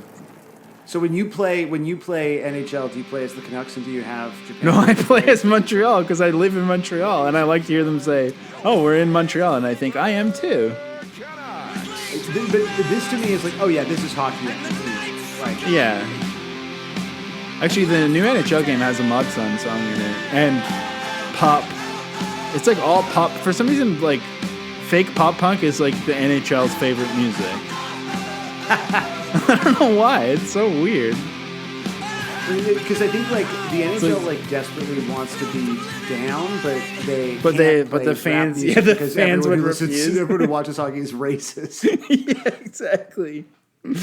Wow. I mean, I'm not surprised. Want to some covers? Yeah, please. Let's go. Hey, since we're talking about Japandroids, let's go to East Vancouver. Actually, that's the other thing I was going to say is like this does remind me of people who performatively love the idea of East Van so much. And the East What's Van. What's the deal with East Van? East Van is like East Vancouver. I don't even know the delineation, but it's kind of like, it's east. It's where like Main Street is and Commercial Drive and, like Broadway goes there and Mount Pleasant and all that. I don't know. I'm just listing neighborhoods, but it's kind of like it's like when I talk about Toronto. It's like the hip young neighborhood to live in is East Van. But it's also listen to me. So if you live in East Van, it means you can pay like $3,000 for a basement suite or whatever. But you also live within 30 minutes of Maine and Hastings, so you can kind of have some of the grit of being like, yeah, it's so fucked up down here, but also you just like go to JJ Bean all the time and pay lots of money for rent and like see all the different record collectors who have all been members of Black Mountain at one time or another. And so like East Van is like this identity that gives you grit, but also obviously you just like live in kind of a gentrifying hipster neighborhood usually. And also there's like a neon East Van cross that people love to get like tattooed or like being East Van, it's a whole identity thing. And I even know someone who moved to Vancouver from the prairies and like had gotten an East Van tattoo like months in after. It's just like, it's a thing. And this music is that. So let's go to East Vancouver, check out some Japandroids covs. Okay. I'm going to hit pause. All the stuff we just said was recorded, and now we're paused. So say whatever you have to get off your chest right now. Finally be honest. Well, Josiah, you know what I wish, honestly? That the wonderful people who love and support the show would simply continue to do so on our Patreon. That's right, patreon.com/155pod. Where I want to be honest about what you just said, Sam. I agree. Yeah. I agree with you. But actually... That's right. This podcast is about honesty. I just want to know, like, sort of, this is kind of like an altar call. If you're in the audience right now, and you just raise your hand. No, I'm not going to do an actual altar call because I don't want to get struck by lightning or have my house burned down. But I will say this. If you are actually listening, I'm seeing it. I think, with edits, we're probably still sitting around the 85-minute mark right now. If you've listened to that much of us and you're not behind the paywall, you're not in the Discord, you're not listening to the epis every week, this is merely a sode, and you're not listening to the epi. I mean, what are you doing? That's a crazy level of fence sitting on this project. I mean, if you manage to stomach 85 and a half minutes of us saying utter bull. I mean, the things that Sam was saying earlier about the history of Canada and who it belongs to and all this stuff. That was crazy. And then I was saying all kinds of embarrassing things about myself. It's been It's really you've been through a lot, and I think you've earned a little treat, which is more of us talking out of our asses. So I agree about Blink-182, a band who refuses to release. We've been talking about the same Blink-182 song for 5 months. Same, actually. One thing that we did this week and last week was live count how many months it was, because we don't know what's going on. we struggle with information and data. Those are two big holes in our. But when it comes to context, my God, we're nailing it. We're the kings. We're the kings of context. I think we've given enough context for everyone to enjoy. I'm now realizing, like, I hate to say it, there's a lot of fucking covers, so we should get going. There's a few big names that have covered this song. It's my month. And so we're doing hits. I had this memory that everyone when loves. when I was planning like a basically full PowerPoint presentation that was a trap for you to say some shit about Avril Lavigne and protests and how you think protesting is fake. I was remembering you say there's not going to be a lot of covers next week, but now I'm remembering right now that it's because we were going to do a good song that no one would cover or something. So that's why this whole time I've been thinking, there's not a lot of covers. It's fine. But I've got bad news for you. Let's start off with the Mynabirds, a band whose name I know, and so I think they're famous. Then when I did a quick Google, they have a Wikipedia. This is the Mynabirds. That's British pop punk guys are always preying on Mina birds.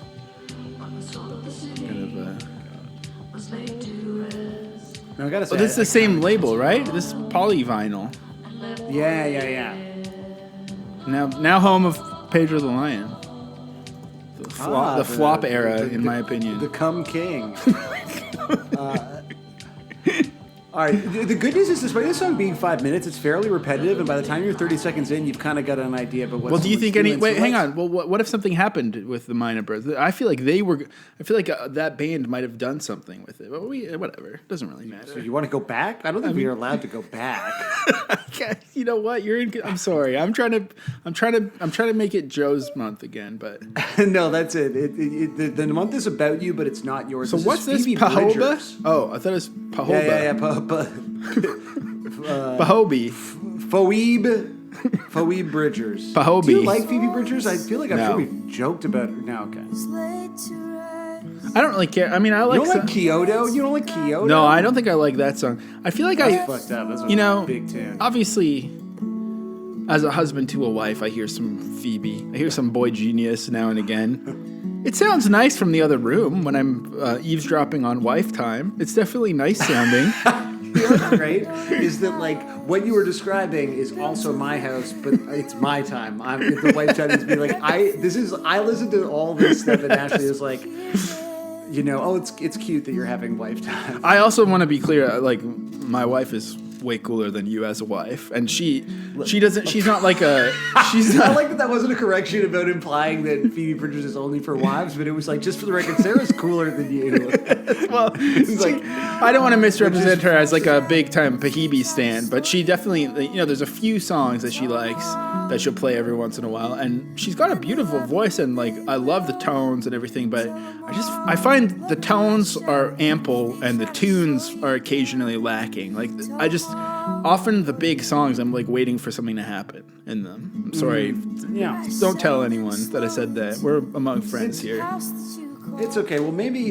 But why did she cover this? But wait, why did she cover this? Because it's good. No, but that's why good she just covered it. Like, is there some sort of like Sam? You need a reason. Is there some sort of like cultural whisper network that exists among the Sams of the world where you're just like, we all like this thing for some reason. Oh, I'm Pahibi. I like Japandroids. Man. We're all just basic. That's it. Okay. Sorry, that's the whisper network. It's just the fucking universe. Okay, I understand. Now, given that you don't like Phoebe Bridgers because she's for women, maybe you'll like this guy, J. Allen Schneider.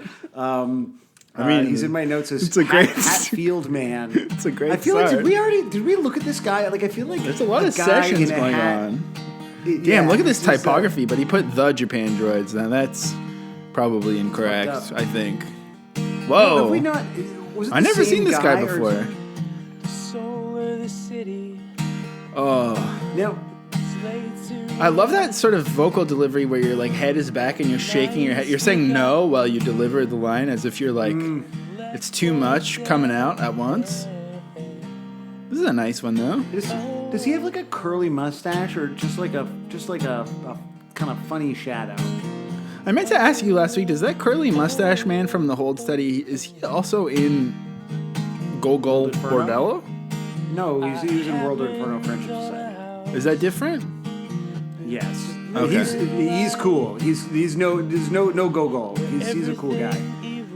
This one's cute. This is a cute guy in the middle of the town square. Well, what kind of place is he in? Is this a housing complex? Square. Or is it like, it looks like he's at Heritage Park in Calgary. You're asking, why are you punishing me for doing too many covers?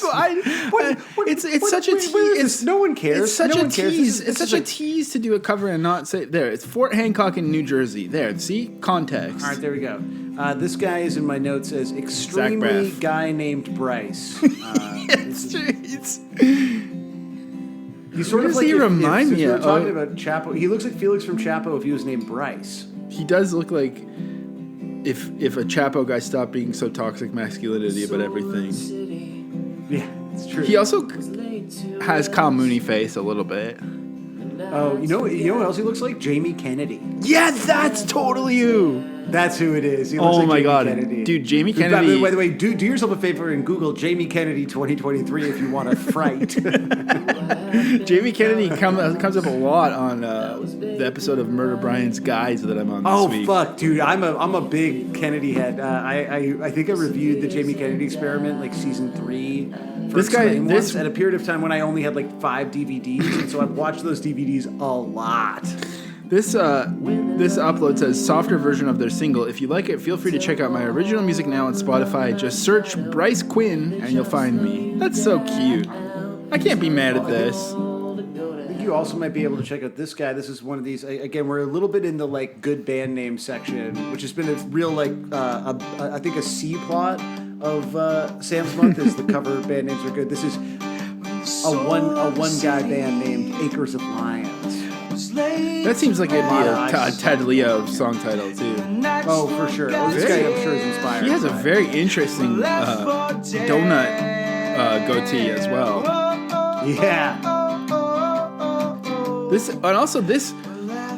was uploaded in 2012, but the way he sings the oh is like very bank commercial music bed vibes. Oh, well, you're gonna love that because this is a cover by Beat Radio that I've written, described as being Mumford Ass. Oh, sick!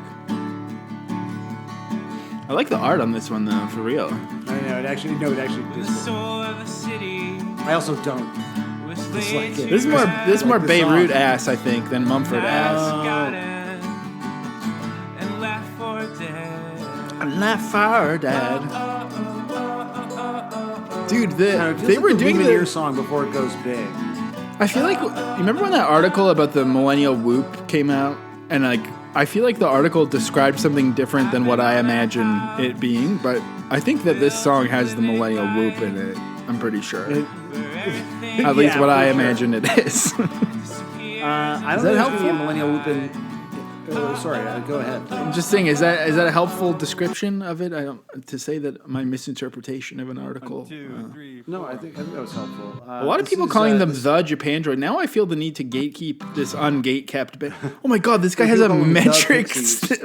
Yeah, that's what I wrote. I wrote metric guitar sticker is my description of this video. Oh, whoa, it's like fully Mumford. Hey. Hey. Hey! When the soul of the city. Hey! Yeah, that's pretty messed laid to rest. This guy must be Canadian then, eh? I don't know if there's a lot of people outside of Canada with a factor-issued metric sticker on their guitar. What's the other sticker? I was trying to figure it out. I don't know. I assumed it had. This has to be like a Stars sticker or Dan Mangan or something. The other thing I keep forgetting to bring up is that people, since I am kind of running columns for Sam's Month, people keep complaining that we didn't talk about how the Hold Steady song sounds like a ripoff of Sam Roberts' band, Eileen or something. What's that one? Fuck would I talk about Sam Roberts? If Factor does not... We tried to get Factor money once, and we couldn't do it. So I think Sam Roberts is kind of good. I think he's kind of good. Better than Matthew Goodman. That's fucking stupid. This is a guy who I wrote down is probably also named Bryce. I just want to say one thing real quick. The week of the Oscars, really, everyone's been unbearable. Everyone needs to shut the fuck up and stop posting their opinions about pop culture publicly. And I was thinking about how I felt that way, and I was thinking about how much of a hypocrite I am. And the truth is, everyone just needs to find a Sam that they can argue about. That's all you need is just one other guy who's basically the same as you but the opposite, who you can just babble and get it all out of your system. Let your wife have wife time, and then that's it. That's all you need. Yeah, that's it. Totally. And I just this is like a real important outlet for both of us, because it's like, this is like, I think the pod is why I don't have to post anymore, because I'm like, where else do I need, like, this way anybody who is sick enough to want to hear the opinion that I have, they come here. It's your fault for wanting to hear what it should be hidden beneath like hours of talking about whatever we just talked about. It shouldn't. This is basically we spend hours and hours so that I don't have to publicly post these new Japandroids jams are jams in public anymore. Exactly. Now this was upsetting me because I can't tell what the name of who is this person? The I don't know. Diamond Wizards. There's no. Yeah. Again, my note is only probably also named Bob, and it's just like the real like. Oh yeah, he does seem like his name is Bob. There's just a lot of these. Like this is for the record. Like, this is not everything. This is like the stuff that I thought was good in some way. Like, well, this guy covered B.A. Johnston, so another CanCon guy. I mean, B.A. is Canadian, but B.A. is not CanCon. That's sort of true. painting him with an unfair brush. That's true, but yeah. I think B.A. Johnston is like definitely CanCon in this as it applies to college radio. Sure. But he's not metric. Yeah, he wishes. So this is a guy who I wrote down as the Smiler. He's not smiling yet. Oh, here it comes. Oh. Look at that. You tell me. Look at that smile. Like, he's smiling. You think that's yeah, I guess so. That's a smile. That's such a sinister look. When the soul of the city. I think he has one of those resting smile faces where it looks like he's smiling. Like, you know when you think someone's a bad actor because they're supposed to be crying? He's smiling right now. Look at him smile. Look at him smile. Look at he's that. not. I'm pointing at the screen. That's a smile. That's not a smile. You know, someone's going to ask for the notes, and I'm going to have to give them to him because you're always absent during Sam's month. But when you have the notes, tell us if you think Dito Unleashed is smiling. Regrettably, I don't think you can see the face of this person. I was on the fence on this cover, but I just included it because I liked the name. Oh, that's this is nice. From Big Fat Amish Bob. See, it's kind of like a fairly run of the dude, mill. that's so annoying to have like this nice, slightly out of tune, 1 foot in the grave sounding cover, but then you have to do some like gimmick shit to present it. Maybe they grow up. Big Fat and Amish name. Grow up. I like how the vocals sound though, right? Yeah, this one's beautiful. It should be presented as such. All right, how about this? That one's one I wrote down beautiful. I like that one. I think this one's pretty good too. This was I wrote this down as Slideshow Stephen Merritt, and it's like, oh wow, set to this slideshow of like. It's like a Larry Heather photos slideshow of like ancient Greece, but then like paintings and stuff of like ancient civilizations. Whoa, cool voice. Yeah, that's the voices. The voices got that real like. Yeah, with these like classical paintings of. It's really atrocities from history. I am curious just to know like if there's an explanation of what the song is about, but I feel like this is not the level of discourse that is happening with the band or their listeners. It's about oh. Well, maybe we can at least have the genius up, and we can kind of like reference it if we want. They're saying it's like about a house. It's a house that everything's good in Everything evil. Let's see. Yeah, all it says is that this is the official single and 7th track. It's also the entrance song for the. Most of the lyrics are whoa, whoa, whoa. They really are. Yeah, it's just about partying. Yeah, I don't know. Maybe. David Prowse and Brian King are like such vineyard worship names. When they love you. Oh, it is on Song Meanings, but I don't want to cut into Cov time. But This one's really cool. I love the fucked up art. The art, like the whole vibe is great. Now this one is fucked up in another way. This is by the Local Strangers, and I've never watched the show, but I wrote down this felt like something from Portlandia. Folking it up a little bit. Folking it up a little bit. Oh my god.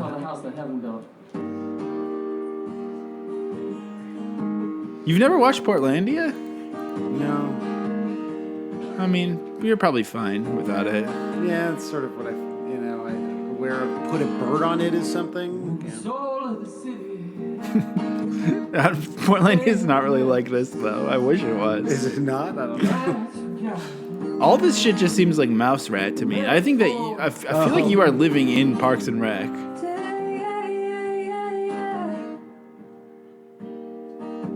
A lot of Mumford vibes here.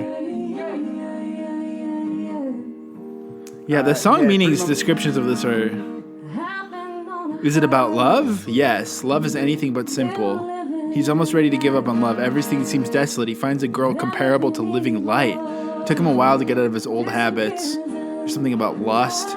His life is shows, party, rock and roll. She gave herself to him, but now she sees who he really is, at least right now. So maybe it's just about being like a scuzzy rocker. I feel like Japandroids songs seem to be about being a guy who wears a leather jacket from H&M, maybe. Oh, for sure, yeah. Well, you know who might wear a leather jacket from H&M? This next one I wrote down is fake Luke O'Neill. Wow. Say hell. It was the last night, which ruled. And Dave, thanks for the record. It's awesome. This one's for you. Do you think he was actually given the record by Dave? Or do you think he bought it and... Well, they're our hometown friend.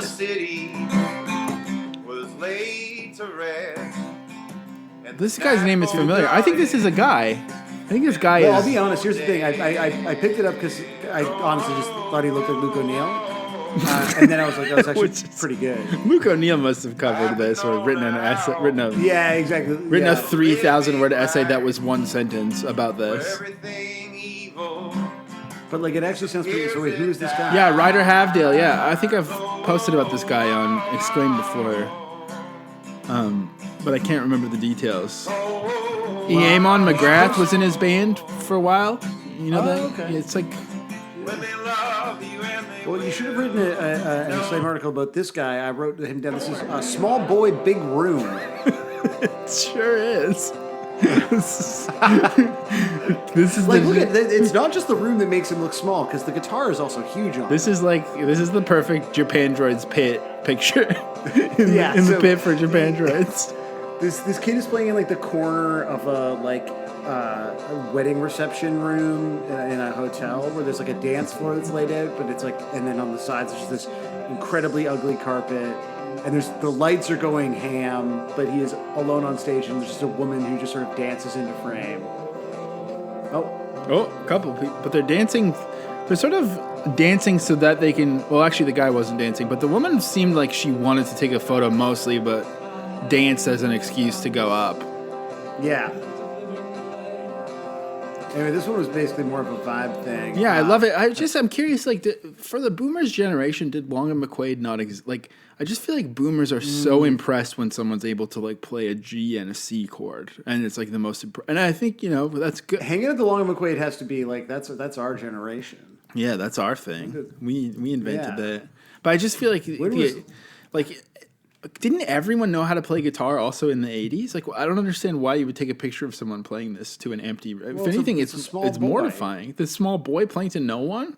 Just give the boy a break, and he's going to grow up and realize that he did this? He's going to be all bummed out? A bummed out boy? No, it's amazing. It's a great video. What are you talking about? Now I feel like it was a celebration to me. Well, yeah, it's all a celebration to you. Celebration rock, baby. Here's a guy named Ben Sword. I think he's just here because I liked his name. Oh, yeah. Look at him chugging. Is he pounding a Guinness? He looks like he's drinking out of some sort of... When the soul of the city was laid to This one can't be real. night's forgotten. Bensword.com? This must be a joke, right? I don't know. It seems pretty sincere to me. If this is parody, it's hilarious. If not, dear God. I can't tell. I'm trying to look at the channel. I can't tell. Ben Sword is his name.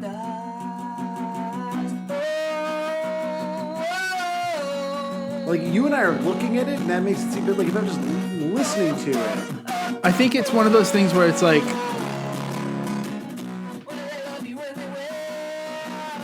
I can't tell if it's like he's like definitely like a eccentric guy. He does like comedy songs, but I don't think that. I mean, in the last 1 month, in the last 3 months, he's probably released about 200 songs on his channel. Oh, sick. So he's definitely like completely unhinged, but I think that there's a degree of. I don't.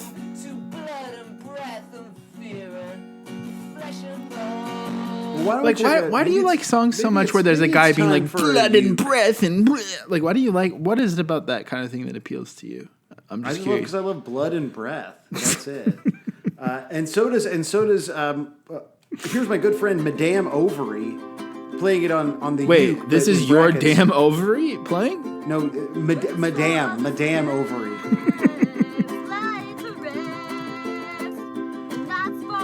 So this lady's uking looks like in her car. Yeah, this is like a real private uke sesh. It seems like a quick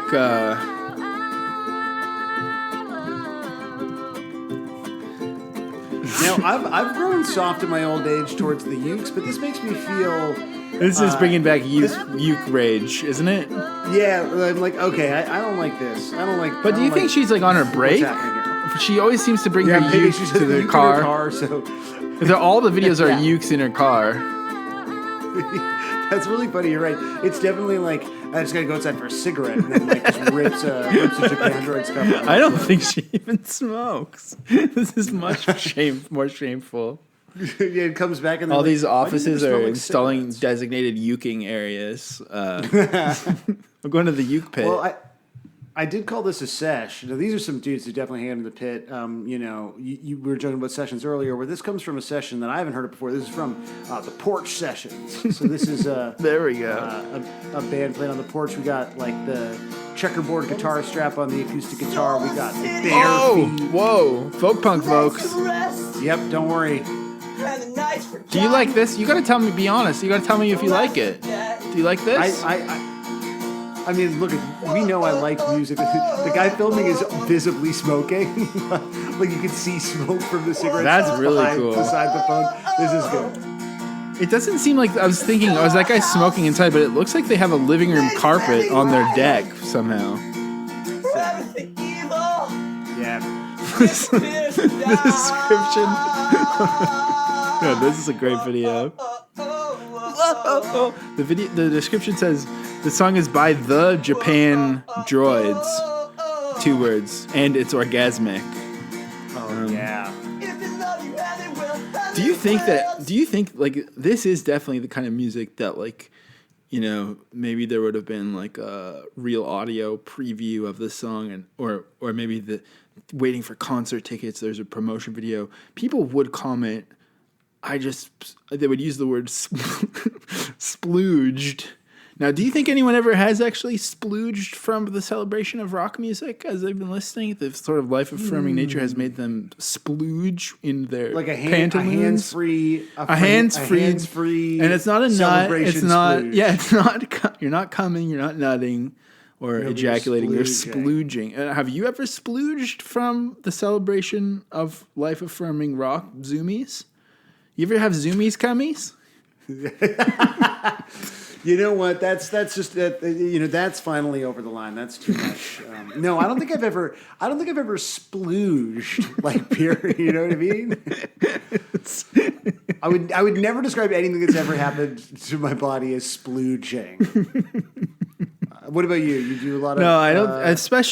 I don't think from like celebratory, life-affirming rock that I feel like is tugging on my heart and stroking onto my shaft. Tugging on all of it. Yeah. Until I splooged. while we're in the folk punk zone, let's check out this folk punk Josh Everett.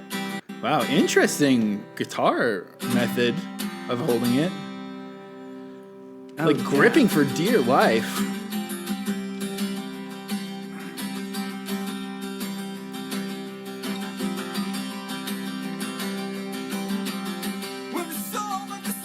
I like that there's something about this song that begs for folk punk version. Yeah, I mean, it does have. I'm starting to see what makes you want to splooge about it. There is this like big, vast folkness to it. You know what it actually reminds me of, in a way that sounds very insulting and mostly is. But I also did like the first record when it was my professional job to try to like CanCon records. It does. This song could be a rural Alberta Advantage song, I think. Oh, rural Alberta Advantage have like a couple of jams, but the good at rural Alberta Advantage songs just sound like Neutral Milk Hotel songs. Yeah, but I think this is in some similar territory.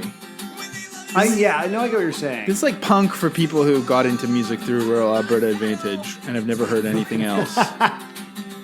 Man, you're describing, I feel like, the host of every CDC podcast. Let's check out a guy who there's again some great names here. This is Craig L. Sparks. That guy was cute though. I liked that little teen. No, he was nice. The folk punk ones were all good. Craig Leland Sparks. A lot of people with .coms on there. A lot of .coms in their videos. Craig Leland. Now, this guy sings like he's got like I got it. Maybe there's like musical theater training or something going on here. You got his website is so good. Dude, I have too many tabs open. Laid to rest. It says Craig Leland Sparks, music, photography, soul. And there's some jump links here to home, about, music, or writings. To pursue beauty, to know humanity, to heal hearts, all for a better world. Oh, this guy is so tight.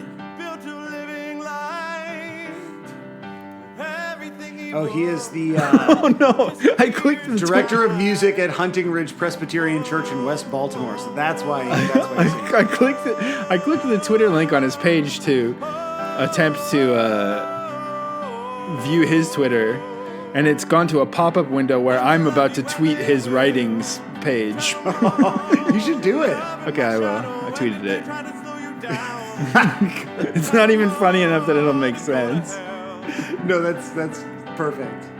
So I kind of this guy's I great. think Japandroids is definitely a band. Director at a church. Yeah, Japandroids is a good band for cool pastors for sure. Yeah, for sure. He's a cool pastor who has How Music Works by David Byrne on his shelf. That's pretty tight. Yes. That's a cute one. I like this one. I like Craig Leland. I figured Sparks. you would. Yeah. There are a lot of guitar covers. This is one of the only ones that I think I picked, and it's only because I like the guy's shirt. And I thought you would like his shirt. Oh, yeah. Great room, too. Yeah, great room. Cool guitar. See, it already sounds... With, like, someone poorly playing guitar on top of it, not in time with it, it already sounds infinitely better. Yeah. What is that, a Jaguar? Is that what that is? What kind of guitar is that? Yeah. No, Jazzmaster, I think. Jazzmaster. Wait, I can't remember. It's one of the. It's not a Tellier or Fender or something. One of the hipster guitars. It's a Jaguar. You knew And also. then, You're a secret gearhead, aren't you? I am. Well, some of the gear that I love the most is, of course, the gear in the kitchen. Love to eat, and this is a living room drum cover. That's like a really unique living room. I'm pretty sure that's this one. It's oh wow! In the china cabinet. Next to the china cabinet, there's a lot of crystal. Oh, this is tight. He's kind of singing along while he. Oh, second angle. Yeah, multiple angles. When you get the back angle, you can see that he's got a beautiful crystal vase behind him. The thing that's fucked up is I thought this was a makeshift area. Maybe he didn't have anywhere to put the camera except on the dining room table. But then when I went to the second camera, it showed that his permanent guitar setup is here in the family room that we never use, as every parent says. That's it. I just wanted to look at that. This one I thought was pretty great. That's so cool. This is unfortunately, this is really, really visual. And again, so I am here this week. I will share the notes to you. The last guy said, please excuse the drum face sometimes is what he said, just so you know. So this has all these graphics. This is the drum show. Oh, wow. And he's got a few angles. Otherwise, like a fairly lo-fi for like a drum cover, contemporary drum cover setup. But then it just has like 100 different graphic animations. Every time there's a lyric, there's like a new animation. It's like the trailer for that new J-Law movie, how they did the subtitles. I haven't seen it yet. Like right now, there's like little skulls that say evil. That disappears and dies just shows up at the top. Like, oh yeah, this is incredible. Like this. Well, like, yeah, I think they just learned it's like about a new font every time. I wonder if it seems like it's someone like going way over the top in Premiere when there's probably like an app that could have done it way better and easier. Yeah.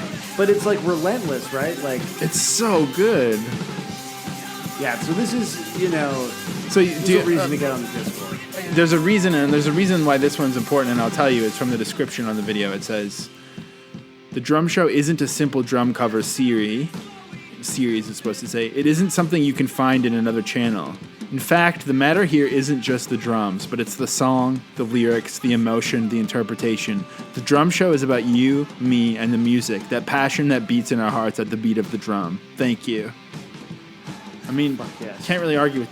I'm liking it more when I see these just slightly tragic YouTube videos, for sure. Yeah, I thought you might. Here, I think you might like this guy. I just wrote down "nice guy." That's my note. That's my note. I like a nice guy. Dudes rock. These covers are very dudes rock to me so far. The dudes are rocking so far. Oh yeah, this guy's like a Jackson guitar or something. Oh yes, bro. The drums are really good in this.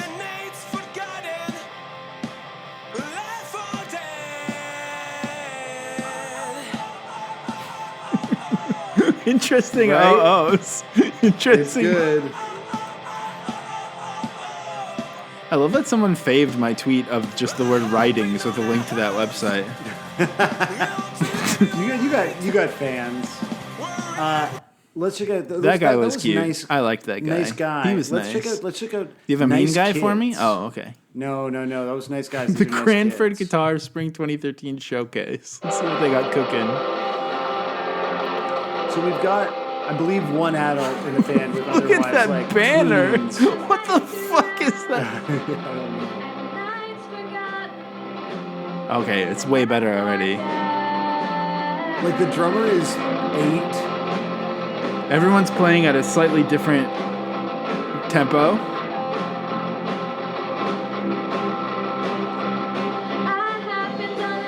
Oh, this is perfect. I feel like the teacher's fucking up, actually. The teacher's the one who's throwing them off. Oh, I love this. Is how it should be. It should be like the Shags. You want something that's like rough around the edges rock? Make it like this. Oh, this is the best. Like the singer's got it, eh? They've nailed it. This is like the coolest shit ever. I feel like I'm watching Meet Me in the Bathroom right now. Yes.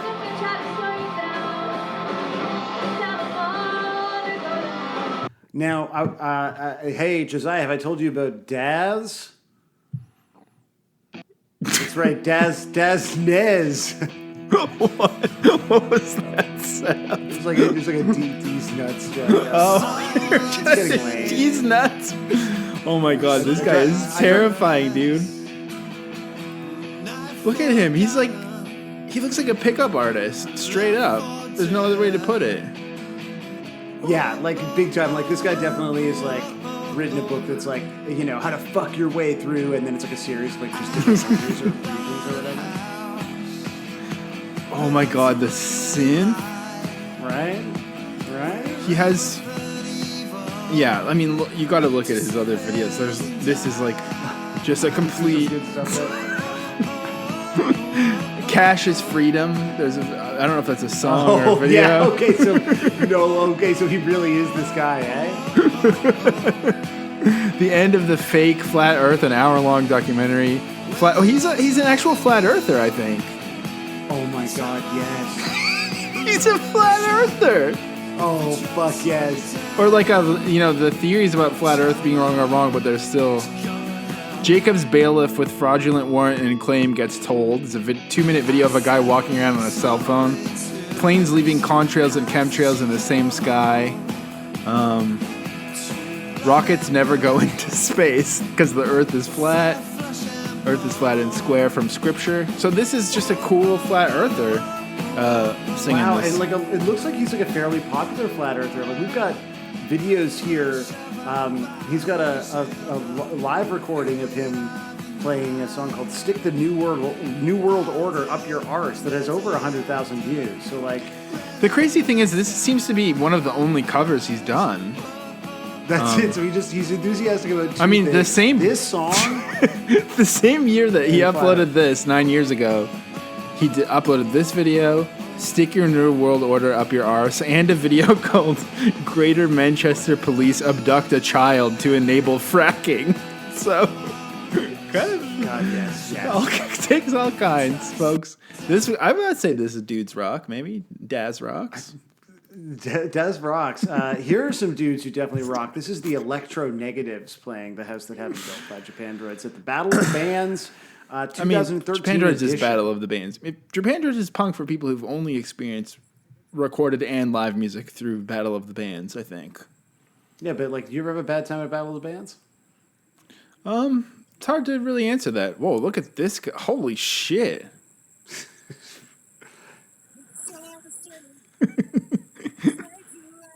This guy kind of has Brandon Wardell vibes. Yeah. Whoa. Oh my god. You thought he was alone, right?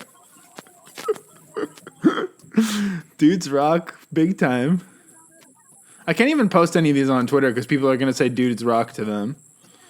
You got to post these. This is insane. You know that they're good. You know that they're good. You know these are all good enough to post. This one has to be, absolutely. So this is 10 years ago. Yeah, this is like they're sort of, on the pulse. Again, classic bands, the lights are going. The background vocals are like, this sounds like a lost power pop anthem from like like Nuggets or whatever, or what's the other one? Can't think of it right now. Nuggets Volume 2. No. The bass player is smiling and clapping. Dude. Oh my god. This is good, this right? is incredible. Holy shit. That is unbelievable. I've got bad news for you.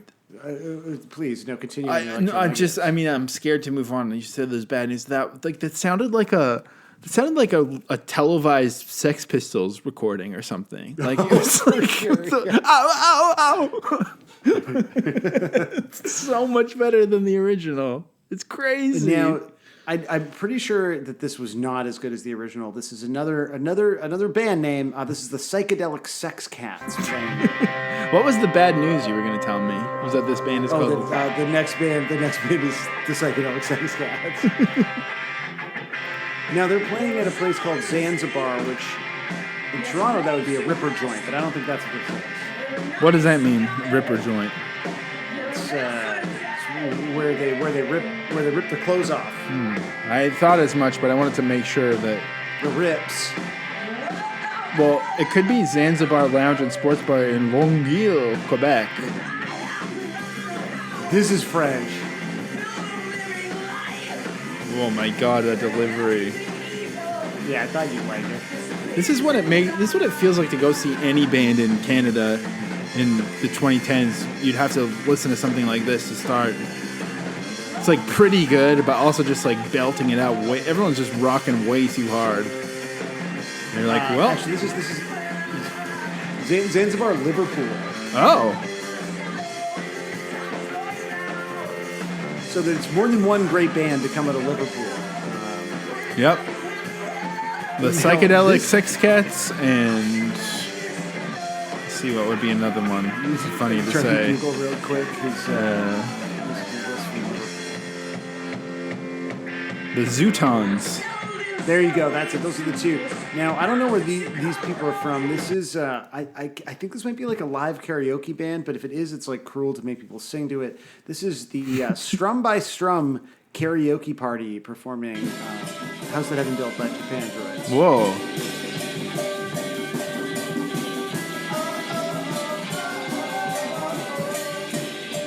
What? There's so much cowbell. Is this real? I think so. There's a lot of like... I feel like someone's singing off camera, right? Yeah, or I can't tell if the video's off from the audio because I feel like I'm hearing the violin, but I'm not seeing it being played. This is so disorienting. Yeah, it's tough. For Song Chart Library, tools for music students and teachers, visit strumbystrum.com. So these are a lot of music teachers really failing this week with efforts to teach. That was very upsetting. I can't tell. I think this might be at a school also. This is SM the Bumblebees. Whoa. And they're playing in front of like what looks like this, like the set of a American high school TV show. Like it's like this. Yeah, again, like in America, they don't realize that all of their schools and buildings are so iconic looking. It's like so fucked. Yeah, whereas like all of our high schools look like our... They just all look like David Cronenberg movies. Looking sad. Yeah. So this is like a band playing in front of this... It's the Elkins Field House, so I don't know what that is. I'm trying to figure this out. This is uploaded like by the school, it looks like. Or by a teacher.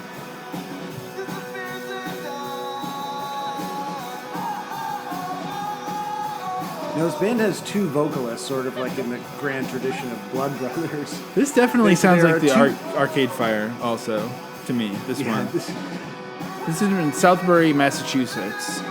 Massachusetts. Now, this is the last one. Why are they making these kids wear masks outside? I mean, not to be all like... Wow. Wearing them outside, though, wasn't by last year when this is uploaded, wasn't that already kind of debunked? Or 2021, I guess. Are there not people who still wear masks outside where you are? I guess so, but I don't know. I thought people were like, outside. You don't need to wear it outside.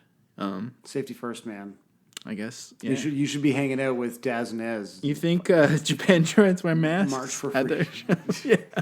Oh yeah. Those fans were quick to join Daz and Ez on his freedom marches. This is the last one. I wrote this down as being internet soul music, and maybe you can help me identify like what vibe this person is going for, and then if people still want to hear our thoughts, we can do final thoughts. This is They Self with their cover of The House That Haven't Built by Japandroids. And so we've got like a lot of stickers, stop hate. It's all the stuff Sam was railing against at the start of the episode. Basically. No war but class war. I mean, we sort of got all the hits going on here. The soul of the city led to rest.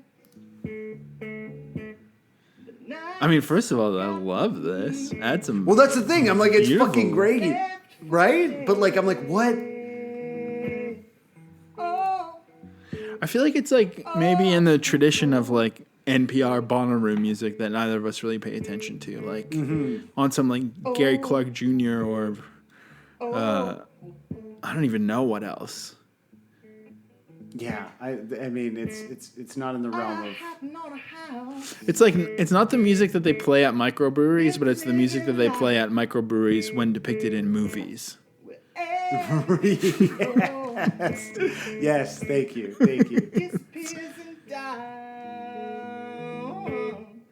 Damn.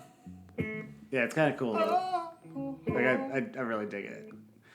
They Self. Maybe we can let They Self sort of play us off a little bit, unless the vocals are too distracting. Josiah, what are your thoughts on the song "The House That Haven't Built" by the band Japandroids? I mean,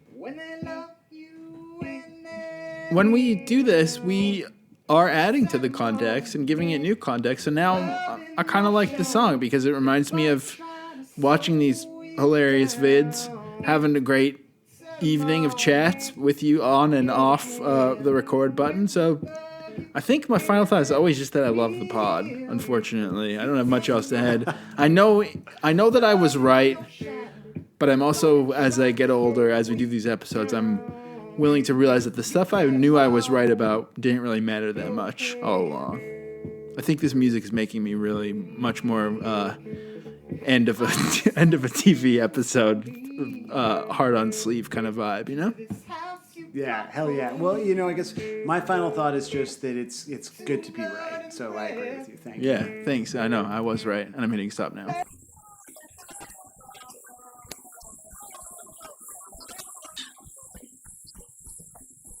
Very excited to have on the show because I'm not a really big hockey guy. Josiah and I've talked about that a few times. I think we may have even talked about it this week, but I can't remember because that was already a few hours ago. The pod has disappeared from my memory. But of course, the biggest Toronto Maple Leafs fan that I know, just a guy who bleeds blue. I believe, is that what your people say, Kyle? That's what they say. Oh, 100%. So you bleed blue. You love the Bros, I believe. Let's go Bros. Is that the is that what it is? Is that what you call them? Yeah. Any of that, I'd rather get hit by a fucking bus. But it's the Buds. That's right. You love the Buds.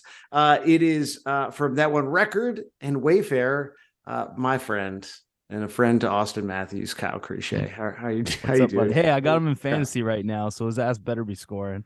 See, that makes me feel so folks, a little that was a little bit of a joke there because basically Kyle's entire personality is hating the city of Toronto generally, way more than Josiah. Way more than Josiah. You originated hating Toronto. And in particular, your hatred for the Maple Leafs is something out of a sitcom. It really is in my mind, your defining personality trait. It's like fucking cheering for the Walmart of the NHL. So whatever. Right. But then you having Austin Matthews in fantasy makes me feel like it's a little bit of a put on because if you really lived your raps, that I just feel like you couldn't stand to benefit from anything that he does well. I don't know that. Listen, it bothers me. I used to have a hard rule, no Leafs on the roster, but I was getting real desperate at trade deadline and I made a Hail Mary trade that involved him. But the target was Roman Josi, I'll pretend to say, but just happened to end up with Austin Matthews as well. Great news. I don't really understand what you said. So Kyle, you're here. No one does. You're here because you are, let's be honest. There's two things. One is you are one of several people who should have been on the Hold Steady episode. You've got a Hold Steady tattoo. We've seen you other Hold Steady shows. You have some really good Hold Steady anecdotes that we will be talking about. But then I also kind of figured because of the overlap in our taste, both in terms of the Hold Steady and the sort of good version of Fest stuff that we both like, that maybe Japandroids was a band that we shared because honestly, I feel like outside of my sister who's already been on an episode this month, I don't know anyone who likes Japandroids. And you told me you didn't, but you actually kind of did. There's a tiny space in your heart for this band, maybe? Yes, there's definitely a tiny space, but I think, and speaking of that Fest episode, I'm pretty sure I was furiously texting you as I was listening to it, just ripping on Josiah. But also in this episode, I'm going to be the Josiah for this portion of the show. Yeah, I couldn't get another me. I unfortunately, my life is just riddled with Josiahs. So you've erased enjoying this band from your memory, but you did enjoy this band at one point, right? Yes, definitely. When the record came out, it was one of those ones where it was just such an easy listen. The woes, the yas, the everything that has come to pass by me now hooked me enough for a couple months where I was like, oh, I really like this. And then as time went on, which I think is the story of this whole band, they just disappeared. I really can't think of another record like Celebration Rock that was so highly praised and held in high regard and completely disappeared almost as quickly. We talked a little bit about this earlier in the episode, but I don't think we got into it. And I'm sort of curious if for you, I wonder now, just like with a little bit of kind of the big C word context that we've been kind of talking about, that like this band having no real foundation seemingly in punk meant that there was like nothing to fall back on when the like, Pitchfork era adoration kind of falls away. Like I think of like a band like Fucked Up that just like was a great hardcore band and then became this like, band that everyone was infatuated with, but that's a much more fleeting version of infatuation, but they still remain like a band, like a popular band, because they will always be a great hardcore band. Yeah. Whereas like Japandroids maybe didn't have that. Like, were you surprised that this band was like not like, it just feels like they have no roots in anything that any of us have ever really been a part of, right? Yeah, they're like, it's like such an enigma. Like even realizing that they put out records on polyvinyl, I was like, what? Like even that doesn't really make sense to me. Yeah, because it was like it would have been the last label I would have guessed that they had a release out on. My first guess would be where they ended up, like Arts and Crafts. Like this is just more CanCon shit that they can pump. You play on 102.1 The Edge enough that people will go, and then they will bomb when they tour the US, kind of like every other CanCon band in this kind of world where it's like they seem to just sit transfixed. Like they're not part of the punk scene, they're not part of the hardcore scene, they're not part of even like the indie rock scene. Like these bands that get big just like stand by themselves. Like the Arkells is like another one. Like they don't really fit into any scene. They could tour with the Tragically Hip, or they could tour small bands, or even Alexis on Fire. It's like they never really had. They were too screamo for the punks. Josiah's gonna go crazy that I called them screamo, but like they never really fit anywhere either. And it's like these acts we have all the time. And so with Japandroids, it's like, at least with Alexis, they have by far the proven longevity, the big fan base that they built out on their own. But with them, it's like when the Pitchfork and stuff went away and they couldn't tour and put out records at a reasonable clip anymore, it was just like there was nothing left there. Now, Kyle, I've occasionally described you like when you get into the mentions on like of the pod, and Josiah and I will be talking about something you've fucking said or written, and he's like, is this one of your like media friends? And I was like, well, no, like Kyle's like a band friend, but he's also like one of the only people that I know with like a real job. And so you today, when we were talking about you doing this episode, texted me a photo of some of the notes that I guess you took in advance of this episode, but they're like on a piece of cardboard, I guess, on the site you're on or whatever. Yeah, and so that's why we do all our notes on job sites. Yeah. Yeah. Like I was like, oh, it's a real, like, you don't have a moleskin or something out there. It's just I don't have any pets.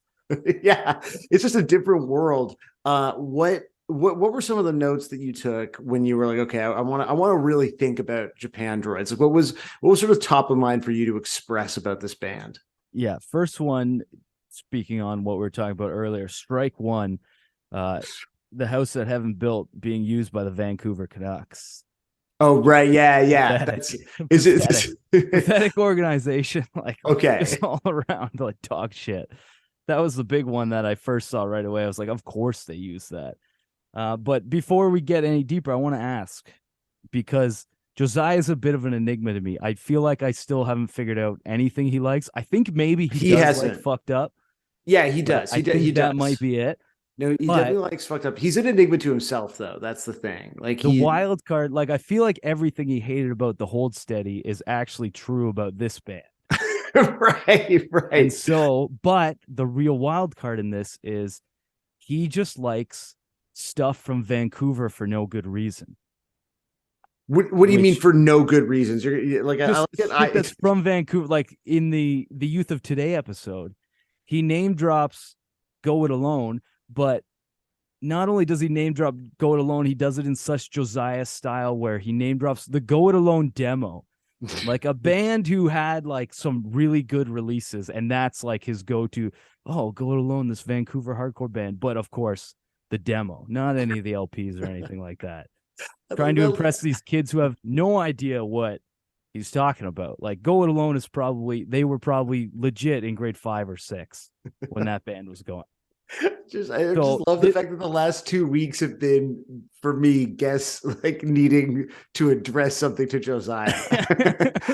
But it's this funny. is my wild card. It's like, does Josiah have a weird soft spot for this band because they're from that area, or does he just straight up hate them? Oh, he straight up hates them. He Okay, hates them. that's He hates what them. I figured. I But think was like, more than he hates the Hold Steady. I also thought maybe yeah. to piss you off, he would like this and not the Hold Steady. Just Oh, that's interesting. Yeah, like that would I be don't his think bit. he's sort of like in the grand tradition of like the Mad Men meme. I don't think Josiah thinks about me at all. I don't know that he has the same problem, you know? Yeah, like my main takeaway with this band, which is like most Canadian bands that are popular right now and can fill rooms, is this is a band that does the most important thing for Canadian labels and bigger labels like that is this band sells drinks at shows. That is like their MO. Like, this is like the party band, but whereas Hold Steady was like the party band for people who've had some bad times and stuff, like this is like the party band for like kids who enjoyed playing in the high school band. Right, yeah, you're like, and the hardest time was like you didn't get the solo, you know. Yeah, like been practicing the trumpet all week. It just, you know, unfortunately, Kyle was just a little better than me. Yeah, exactly. And like these kids were like, but not like the nerdy school band. It was like these songs read like these were actually maybe not popular kids, but like kids that could float between friend groups, and like they got girls in high school, so it's like it's hard for me. Yeah, stage band. You're talking about people who like, you know, would play like a Chicago song in stage band. That's kind of what I'm hearing. Yeah, not like choir or something like that. No. I totally, I get it. You're talking, you know, being able to play Free Ride, you know, maybe Give Me Some Lovin'. Like, yeah. But I kind of went through all the records, and so I went to the one before. Wow, you did research. So you don't actually have a job. Well, I've got an earbud in at all times. Okay, right. It's just electricity, man. You don't got to focus that much on. Yeah, not an important part of you know, any structure for sure. But like the post nothing, it's like I couldn't even really trace how they got to Celebration Rock. Like it has the same dirty recording, but like there's some songs on there, like one's called like East Vancouver Rockers or something like that. Rocker East Vancouver. Yeah. Just I was explaining East Van to be earlier. I think it's a big identity thing. Yeah, but like that song, I was like, oh, this was the song where they tried to do something that they thought woe be creative and cool, and it just like bombed and landed so flat that they're like, we're never gonna do that again. We're just gonna hit these big anthems, woes, adrenaline highways, stuff like that, and not worry about trying to like ever kind of experiment for the next record. But I feel like the one after it, Near the Wild Heart of Life, it's like the first red flag was they had lyrics about being on tour, so it's like, you know, you're cooked at that point. Like that's what you're writing about. It's like the comedians that do the you know, airline jokes and stuff. It's like, oh, you're so disconnected now from, you know, real emotion or real life. Right. Or you're like a pronoun joke. Yeah. 100%. And then it's just like my main note here, especially for that record, was Chat GP lyrics. Right. You're like, write a Japandroid song. Yeah. And it was like, that's literally what we're going to put, like stuff about, you know, the devil trying to pull me in. It's like, just like wildly. But going back to Celebration Rock, it's like I did, when it came out, I did have a moment with it where I was like, this is cool. I can get behind this. I would lump it in with the Hold Steady, Titus Andronicus, that kind of stuff. But like looking back on it now, it's like another big strike for me is it's only 8 songs. It's tough for me to like say this is like a legit important record when there's 8 songs and one is a cover. And the cover is horrible, by the way. It's the worst. The cover is the dud. It's the absolute dud. By far. And it's like, and not only are you putting a cover on your full, like you're picking a cover that has an N-bomb in the original version, and like you just like all these weird decisions. It doesn't fit at all. It's just weird. I don't know if it's like a status thing to be like, yes, we know this cool band, like trust us.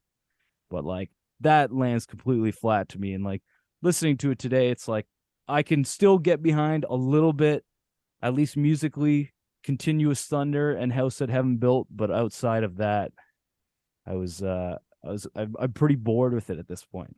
Well, you were at, I think, some of those shows, because I think there were 2 out of 4 nights on the first Horseshoe Hold Steady residency where they covered Continuous Thunder. Yeah.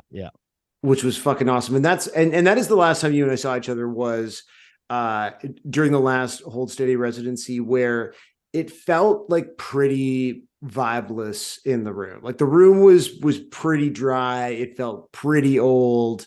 Like even I was, not that my faith was shaken, but you're just sort of like, okay, I get, like, isn't the point that we're out here to have a good time? But Kyle, you were, at least, and that to me speaks to when I initially texted you. This is what you responded, because again, I was like, you must like Japandroids. Oh, well, you should come on this episode. And you said, I actually don't like Japandroids. The Hold Steady is like this dude the Hold Steady is like this dude drinks 30 beers alone, and you figure it out only after the table gets broken. We'll come back to that. Japandroids is the guy pouring out beers in the bathroom sink to make his wizard staff look taller, to look like he partied. Yeah, that's in my head. It's just like, what that Hold Steady show we were at, that was definitely, like, of all the times I've seen them, like, the weirdest vibe. You probably saw it didn't stop me. No, so you basically, everyone else there is 40 going on 60, and you were like, I am still the boy from the Hold Steady songs, and you were like running up to the front and fucking up people's kind of like when I nice stone night cold out or smashed whatever. those 2 beers at the beginning of Constructive Summer and poured them on my face, and then looked around and saw there was no one around me for like 20 feet, and I'm like dead center, front row of the stage. I was like, this is a weird Hold Steady show today. Yeah, that's right. Okay, so that was it. Yes, you stone cold the beers, but I remember because Ashley and I were drinking in the front room before going in, and you came in and you were like, I think you ordered, because you were with a mutual friend of ours who was driving that night, and so you were like, I don't have to drive, I don't have to do anything with my kids. Yeah, and you were like, I'm gonna have 2 double Rhine gingers or whatever it was you ordered, and you were double fisting doubles, I believe, before you alienated everyone in your vicinity at the Hold Steady show. Am I right about that? Yes, but the most famous thing about the Hold Steady is they always have the worst openers. So it's like when I got there and there's the front bar at the Horseshoe, I see you, I see friends. It's like, okay, I'm here for the Hold Steady. I'm not really here for anything else. Most of the time, it's just them putting on friends or buds that they know from whatever area they're in. So it's like, this is fine. I can stay up at the front here. So 2 was, the start. I thought the show was a little further along than it was, and then it ended up just being, we just sat there for probably close to 2 hours, and I just kept going, and then I was perfectly primed for ready to what I thought the show would be, which is every other Hold Steady experience I've had, where like a bunch of dudes who look like my dad, instead of hitting me, drink with me and have a good time. That was not the case for this one. And this was like the first time I had been out in so long. Like, I had the sitter all lined up. Someone else was driving home. I was like, this is my Hold Steady show tonight, and no one's going to take it away from me. And you didn't let anyone, which I think it still was like it still was Kyle's night. And you did, again, I think you referenced this maybe on Twitter, as you were sort of, as Josiah was basically acting as customer service for your complaints last week, is that like, that's not, again, the Hold Steady, I mean, Japandroids are also one of these bands. I mean, watching the music video for House That Heaven Built, it's like drinking in the van, it's very much about a version of drinking in your 20s that I, for better or most likely for worse at this stage of my life, do romanticize a little bit. And you've been a bit of a romantic experience with drinking in at least last week's band, correct? Oh, yeah. 100%. So but I feel like what kind of maybe tell the listeners here about some of the difference here is just like, they seem nostalgic for like what everyone accepts as they grow up as like the dumbest time in your life.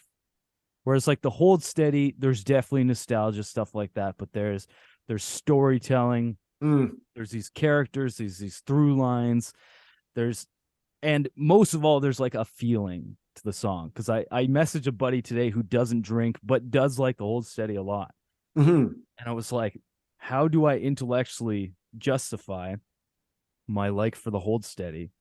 Because I my first instinct, it's like it's just a feeling. Like when the chords start on Constructive Summer, I just want to run through a brick wall. Like totally.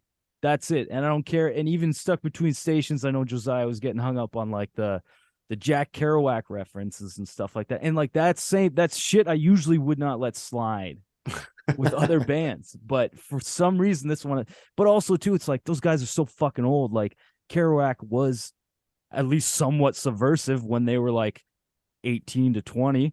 Yeah, so for like, sure. Maybe that line is like, this is still, if they're nostalgic for that time, that was a little bit of a weirdo kind of thing back then versus now. But it's just like this, like in Continuous Thunder, like that one lyric where it's like, if I had all the answers and you had the body we wanted, would we love forever kind of deal or whatever. It's like those two things that you're talking about, like, are so fucking stupid. Like that's, if I had all the answers and you had the body, like that's what you landed on, where it's just like, this is like kind of sums it up for me. And then it's like, when they love you and you will, tell them all to go to hell. I was like, dog, those were your friends, like trying to help you from wasting your time with this.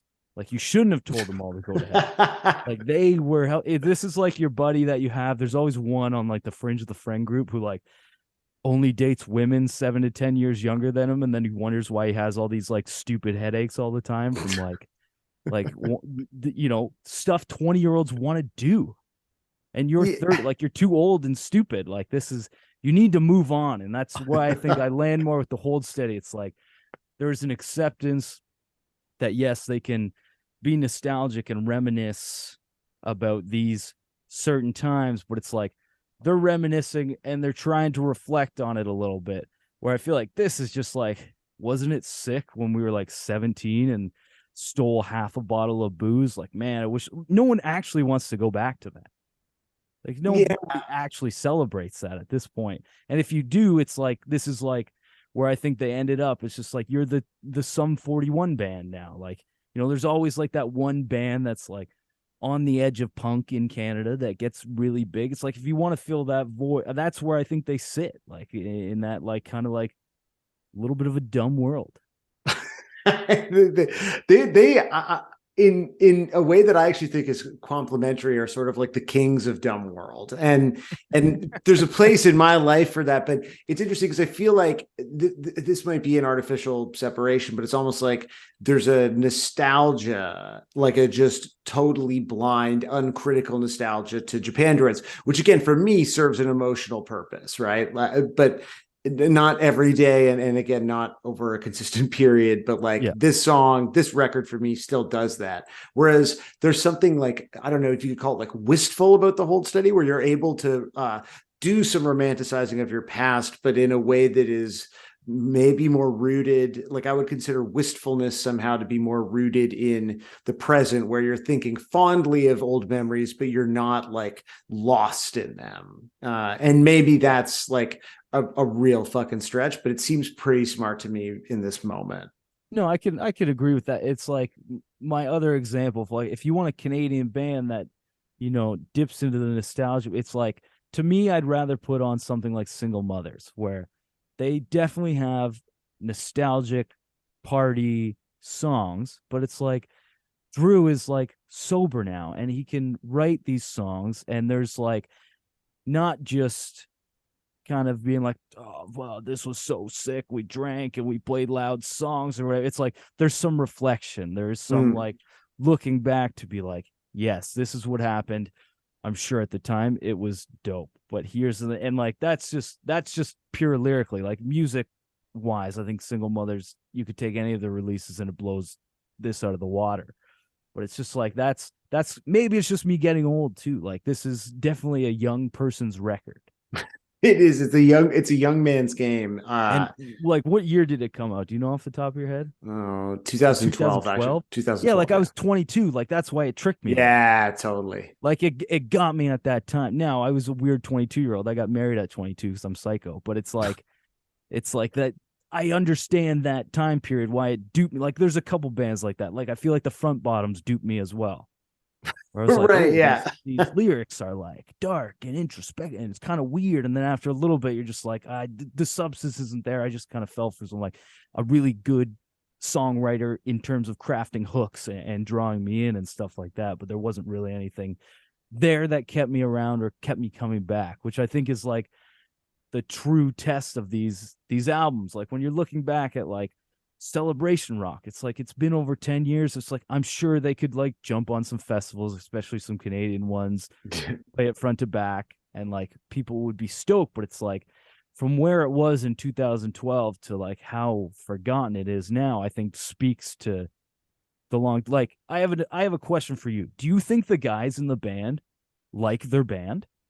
Not by the end, man. I remember seeing them like 100% on the second record, or the third record, but the second record, because Post Nothing, I think, is good, but doesn't sort of count in the popular chronology of the band. But by the time the follow up to this record happens, I remember looking at them and being like, they're kind of bummed out, miserable. Yeah, yeah. Where it's like that's because that's kind of what I feel with Celebration Rock. It's like there's these anthems, there's this unbridled nostalgia, like you were talking about, but it almost seems malicious. It almost seems like smart people being like, here's what you fucking dummies will eat up. And I'm just going to put a bunch of yas and woes. And I'm just going to crank it to 10. And we're going to the trough. And it's going to be kind of sloppy. But yeah. You're going to buy drinks. I'm going to get to do some cool shit here for a little bit. And then I can go back to my real life eventually, at least having taken a shot at being one of these big rock bands for a minute. Yeah, I mean, and look, I'm happy to eat up that slop. So I want to make it clear, I'm a satisfied piggy. Now, you referenced in your text when you were comparing again these two bands, the sort of authenticity that I feel like the whole city has. Or anyway, I've already just tell us the table story. So I had to like dig deep because I've actually broken 2 tables. You've broken 2 tables due to various bands. The first one I was in Poland, headbanging to Behemoth, who's from Poland, at like I was on like a exchange when I was in university. So with like 20 normies, and I was headbanging so hard I got dizzy and lightheaded and fell backwards through a table and smashed it. Awesome. But then this one was, I had like one friend from high school when I was at university who was like my singular normie friend. Like he lived in like what is essentially a frat house with like 8 dudes, where it was like after a month, the house was so dirty, they just wore shoes inside all the time year round. Like everybody smoked inside. Like every time the dishes would get too high, they would throw all the dishes out and just buy new ones. Like that's the kind of house it was. And they were having like a party, but it was like a normie party. So I didn't really know what was going on. So I just was drinking too much too fast. And then which I'm sure you've never done it at like another party. This is this is your first time ever drinking too much. Yeah. Normie parties are like where you fall victim more so to this kind of behavior. Right. But I must have put on the whole city because I can't imagine anybody else would have. And I put on Stuck Between Stations, and there was like a table, but again, normie party, so there was a tablecloth on it. So what the tablecloth was hiding was that this was a folding table. Whereas in my head, I had assumed it was a solid wood table with metal legs. So I started playing this song. I can't remember if anybody was into it or not. Probably not. But it got to the bridge. Which song? Stuck Between Stations. Okay, yeah. And so I got to the bridge, and right when it got to the bridge, I was like, I need to hit this air guitar solo, but I can't do it from the ground.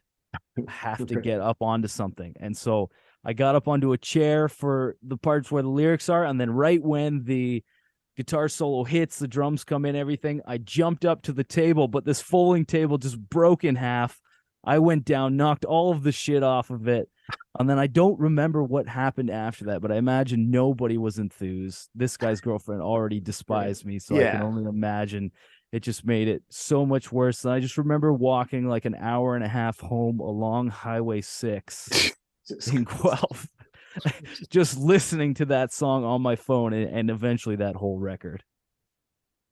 I mean, that's what it brings out in you. But it's like, and here's the nostalgia thing. Like, Japandroids would be nostalgic for all the beers they were drinking at that normie party.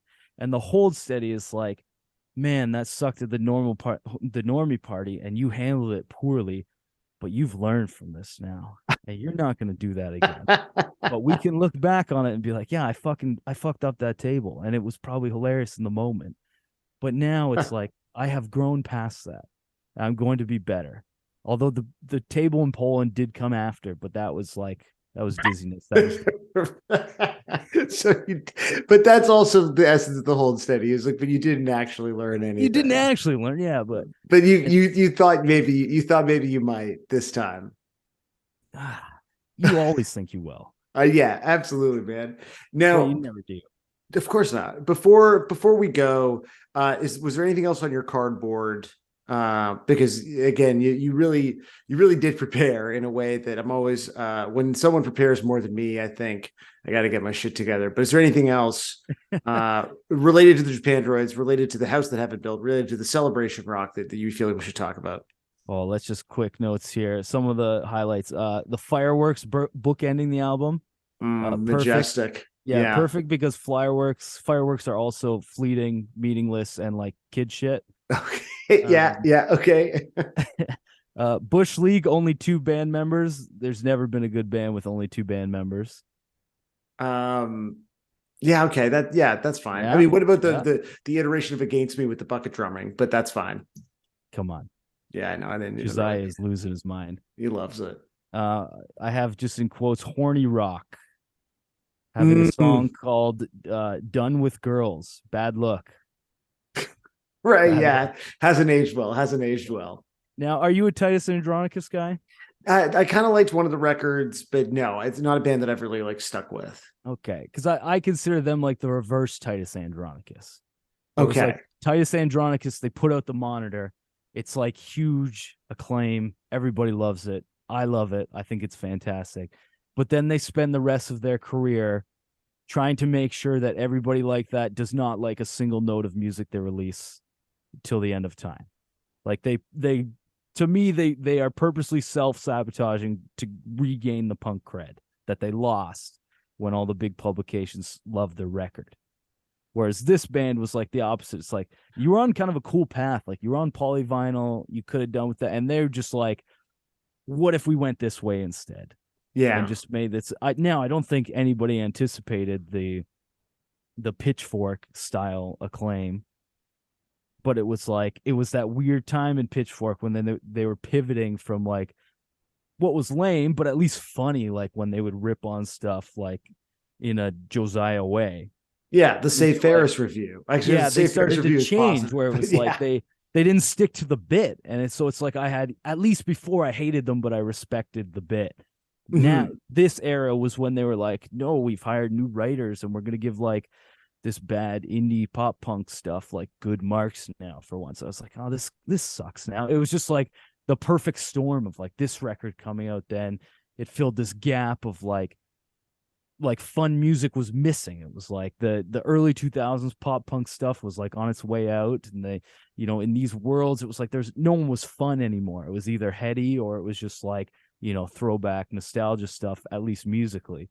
And this kind of came in and was like, oh, it's a little different because it's just kind of 2 guys just ripping Crank to 10. I but he's having like a nice time. Yeah, it was just the perfect storm. And like, I was open to it at the time for sure. I just think, like, I don't hate this band. I know this probably doesn't sound like... Like, listen, I hate everything about them and everything they represent, but I don't hate them. I just wish they would die. No, I definitely don't wish they would die, because it's just like a thing. I just don't think it has any lasting power. But I can still, in their style, nostalgically look back at the thing and be like, yeah, that was cool for a minute there. I enjoyed that. And there's nothing wrong with that. So many bands don't even get close to that. None of my bands ever got close to that. Like, right, I'm way too old to be playing in a band this unpopular. So it's like, take it with a grain of salt coming from me, right?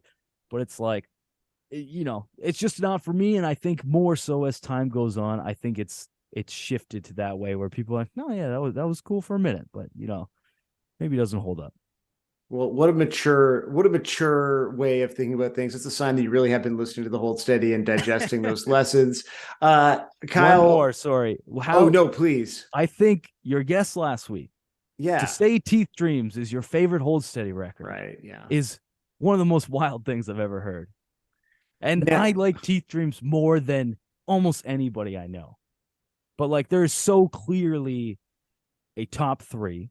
Like the Separation Sunday to Stay Positive run is where I think most people land, one of those three in there. Or you're the Cool Guy, which they're old enough that you can be an Almost Killed Me guy. I love Almost Killed Me. Yeah, 100%. I'm cool. You're like with the that. old guys, man. Yeah, that's who you roll with. Spiritually those people bald. I was pissing off at the show. Those are your brethren. Those are all the Almost Killed Me fans. Yeah, it's like, okay, I will accept Almost Killed Me as well, but Teeth Dreams is just like tough. I think the first half is pretty good, but that is a wild favorite Hold Steady record. There's a fall off in that record. Yeah. But for that person, that is your favorite record and quite clearly loves the Hold Steady so much, I also think was awesome. Because it's like they do have these different periods and different eras. And like, dude, my dad likes the Hold Steady. He doesn't fucking like anything.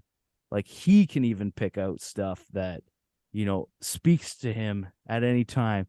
Your guests last week, they've got their own stuff that speaks to them. I've got my own stuff that speaks to me with it. You've got your Almost Killed Me. I don't think there's any fan base like that for Japandroids. That's fair, man. And it's such a good point, and I can see that the Zoom is about to cut off. Kyle, where can people find you? That One Record podcast. Yes. We just deep dive with a band to talk about, an important record. We've got interviews with you, Junior Bowles in there. We've got Cursive, the Sidekicks, the Menzingers, Touche Amore, Make Do and Mend, Desark, a bunch of stuff that's kind of all over the board. Or wayfarerband.com. You can find that and make fun of me for how much worse all my songs are than anything on Celebration Rock.